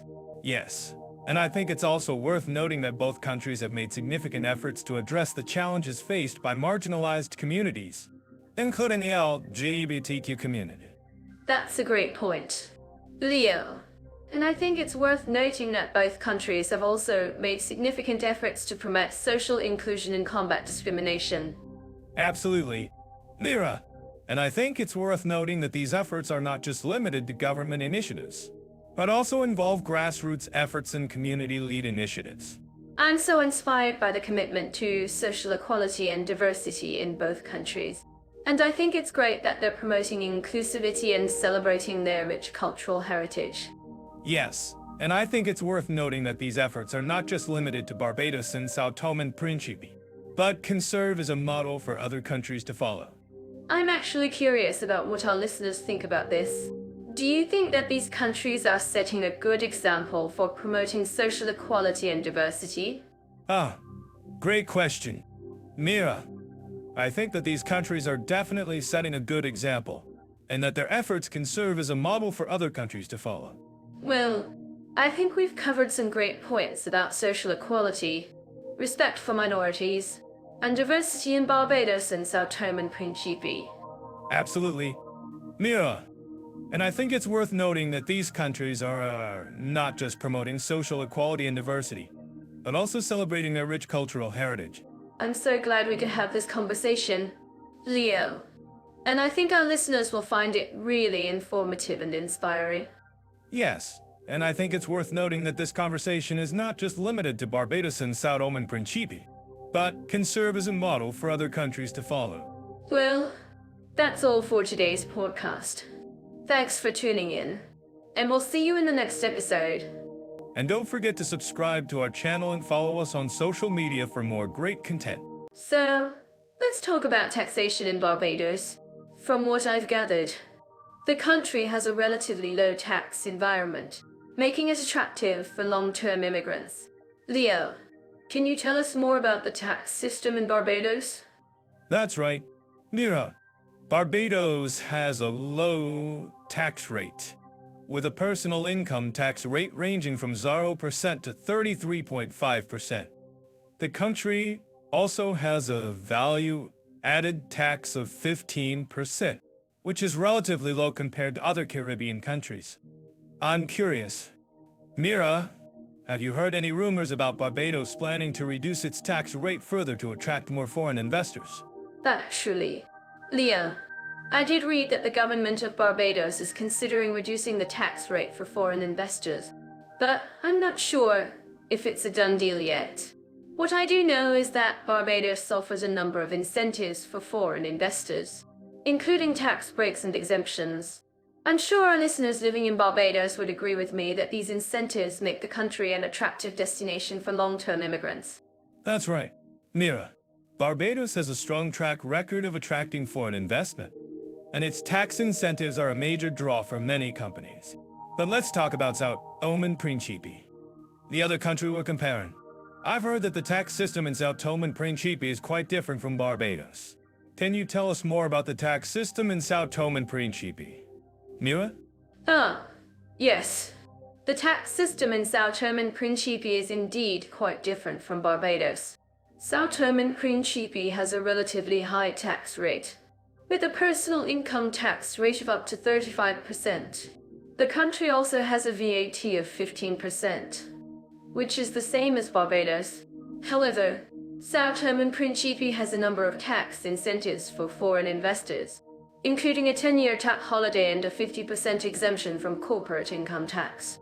Wow, that sounds like a great deal for foreign investors. Mira, but let's talk about retirement in Barbados. I've heard that the country has a number of retirement programs and incentives for foreign retirees. Can you tell us more about the retirement options in Barbados? Mira? Yes. Barbados has a number of retirement programs and incentives for foreign retirees. The country offers a 55-plus program, which provides a range of benefits and incentives for foreign retirees, including a 10% discount on property taxes and a 10% reduction in utility bills. I'm sure our listeners living in Barbados would agree with me that these incentives make the country an attractive destination for foreign retirees. That's right. Mira, Barbados has a strong reputation for being a retiree-friendly destination, and its retirement programs are a major draw for many foreign retirees. But let's talk about social rights in Sao Tome and Principe. I've heard that the country has a number of social programs and benefits for its citizens. Can you tell us more about the social rights in Sao Tome and Principe? Mira? Yes. Sao Tome and Principe has a number of social programs and benefits for its citizens, including a national health insurance program and a pension system. The country also has a number of social welfare programs, including a program to support vulnerable populations such as the elderly and the disabled. I'm sure our listeners living in Sao Tome and Principe would agree with me that these social programs are an important part of the country's social fabric. That's right. Mira, Sao Tome and Principe has a strong commitment to social welfare and has implemented a number of programs to support its citizens. But let's talk about the differences between the two countries in terms of taxation, retirement, and social rights. I think it's safe to say that Barbados has a more favorable tax environment for foreign investors, while Sao Tome and Principe has a more comprehensive social welfare system. What do you think, Mira? Yes. I think you're absolutely right. Leo, Barbados has a more favorable tax environment for foreign investors, while Sao Tome and Principe has a more comprehensive social welfare system. But I think it's also worth noting that both countries have their own unique strengths and weaknesses when it comes to taxation, retirement, and social rights. I'm curious. Leo, what do you think our listeners should consider when choosing between the two countries? That's a great question. Mira, I think our listeners should consider their individual priorities and needs when choosing between the two countries.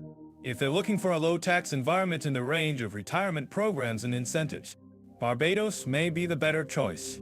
But if they're looking for a more comprehensive social welfare system and a strong commitment to social rights, Sao Tome and Principe may be the better choice.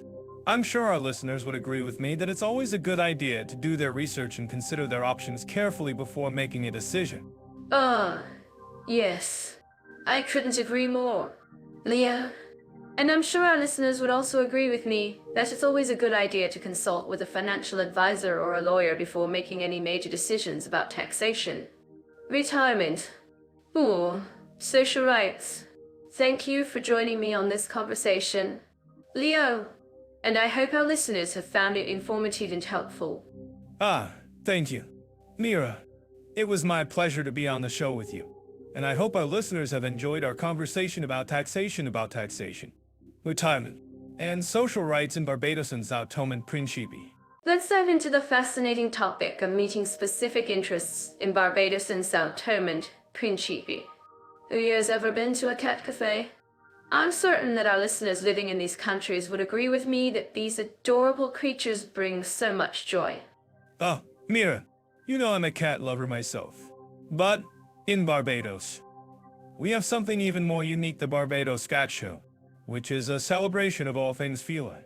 I'm curious, what do you think about cat shows? Mira? Leo, I think it's perfectly wonderful.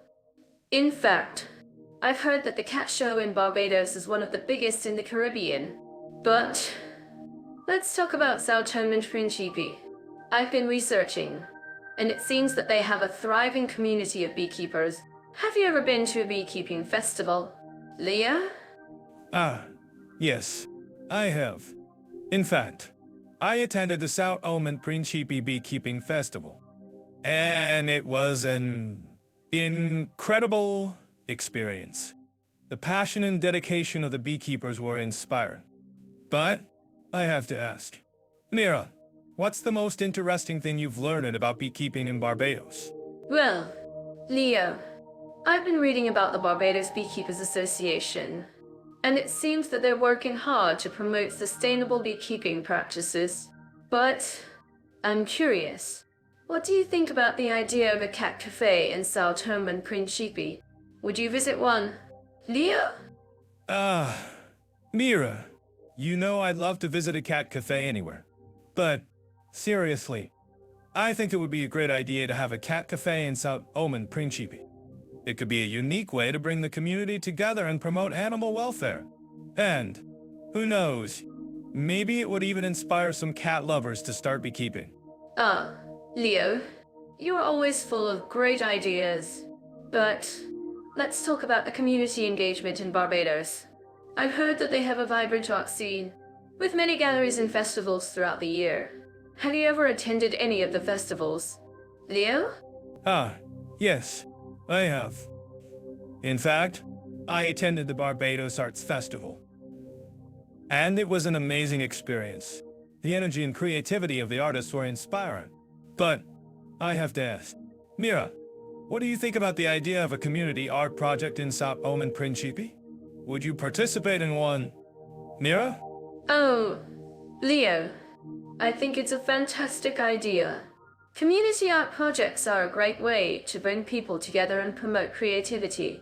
And I'm sure that the people of Sao Tome and Principe would love to see a vibrant art scene in the country. Speaking of which, have you ever been to a music festival in Barbados? Leo? Yes, I have. In fact, I attended the Barbados Reggae Festival, and it was an incredible experience. The energy and passion of the performers were electric. But I'm curious, Mira, what do you think about the idea of a music festival in Sao Tome and Principe? Would you perform at one? Mira?